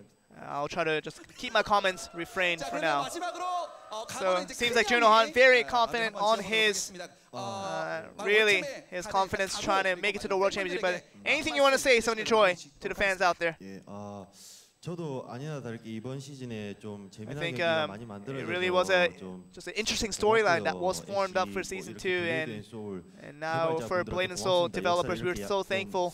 재미난 캐릭으로 만들어 주신 And 것 just 같아서 Destroyer, such a fun class to play. 이제 So 보시면은 저를 좀 응원해 주시고 지금도 I think 이 we 앞에서 still have a 지금 lot of 이렇게 people 레드팀 응원해 주신 cheering for us 분들한테 and cheering 진짜 for me 감사한 as well. We 말씀드리고 want to 이제 thank 이런 them. 응원이 없었으면 저희가 And 아마 without the support, 시즌 두 we 번 wouldn't 우승할 수 있었을까 be 싶기도 하고요. two 앞으로 season 이제 consecutive champions. So 코리아 파이널 we want to 다가오는 work towards 파이널에서도 proving these 이 supports right 응원에 and 힘입어서 to make sure we 우승 become 끝까지 해보고 forever 월드 the champions. 챔피언십은 제가 매번 나갔는데 And I was trying to 일단은 appear in 월드 every single World 챔피언십도 이번에 한 Championship. 팀이라서 But since there's only 최선을 one 다해서 team 꼭 this time 저희가 around, 나갈 so 수 we're going 있도록 to try to 최선을 make sure we 다해보겠습니다. become that 너무 team 많이 해주셔서 to make it to the World 고맙습니다. Championship. So thank you guys for the support. 자, 우승을 차지한 And that GC was 부산 레드 the 인터뷰 champions 여기서 마치도록 하겠습니다. of 감사합니다. GC Busan Red, the champion of Season 2.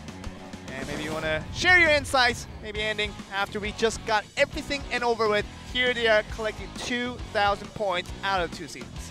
Yeah, and you guys do see the fighting points here, and you know it was a great season here, and ups and downs for GC Busan Red, but they are all the way up there. Look at that, 2,000 fighting points, and you know we were in the beginning of this broadcast, we would have thought, oh, only if Bang made it up there, only if Bang, it would have been fun to see Anarchy versus Bang, but you know the strongest team wins, and fortunately, even if GC Busan Red did say Anarchy is currently one of the strongest teams, maybe even stronger than themselves, but on paper, GC Busan Red, the strongest team. And here they are. They will be playing in the regional qualifiers for Korea to go to the World Championship. Here we have the tables lined up. It will be a true semifinals to a finals tournament format. None of this double elimination format. If you lose, you are out. And GC Busan Red versus Coup d'etat will be the first matchup with Anarchy and IDEPS coming for match 2. If you lose one series, you are no longer capable of going to the World Championship. You have to win every single series to become that one slot available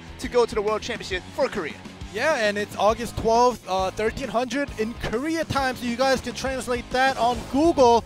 It will be next Sunday, not Saturday. And this is, once again, as I mentioned before, the international schedules for the qualifiers that are still left over and ongoing for the regions that are participating in the World Championships. So Thailand having played today, we're going to get Japan and Russia to join in next Saturday. And soon enough, we're going to get more and more of these teams going, as next Sunday will be the Korea regional qualifiers, and going to be joined in by Vietnam, NA, and EU will come along with time. So be sure to check out bns.plaync.com to make sure you pick out the exact schedule so you can support your favorite teams out there in your region. We'll definitely pick out one team to go to the World Championship. That will happen soon enough. Yeah, and you guys see the site, the link on the bottom, bns.plaync.com, just in case you guys forget to take a screenshot, or you guys want to get more detailed on the timeline. You guys can visit that. As it says, schedules could be changed. So you guys got to keep up to date if you are interested in who makes it to the World Championships.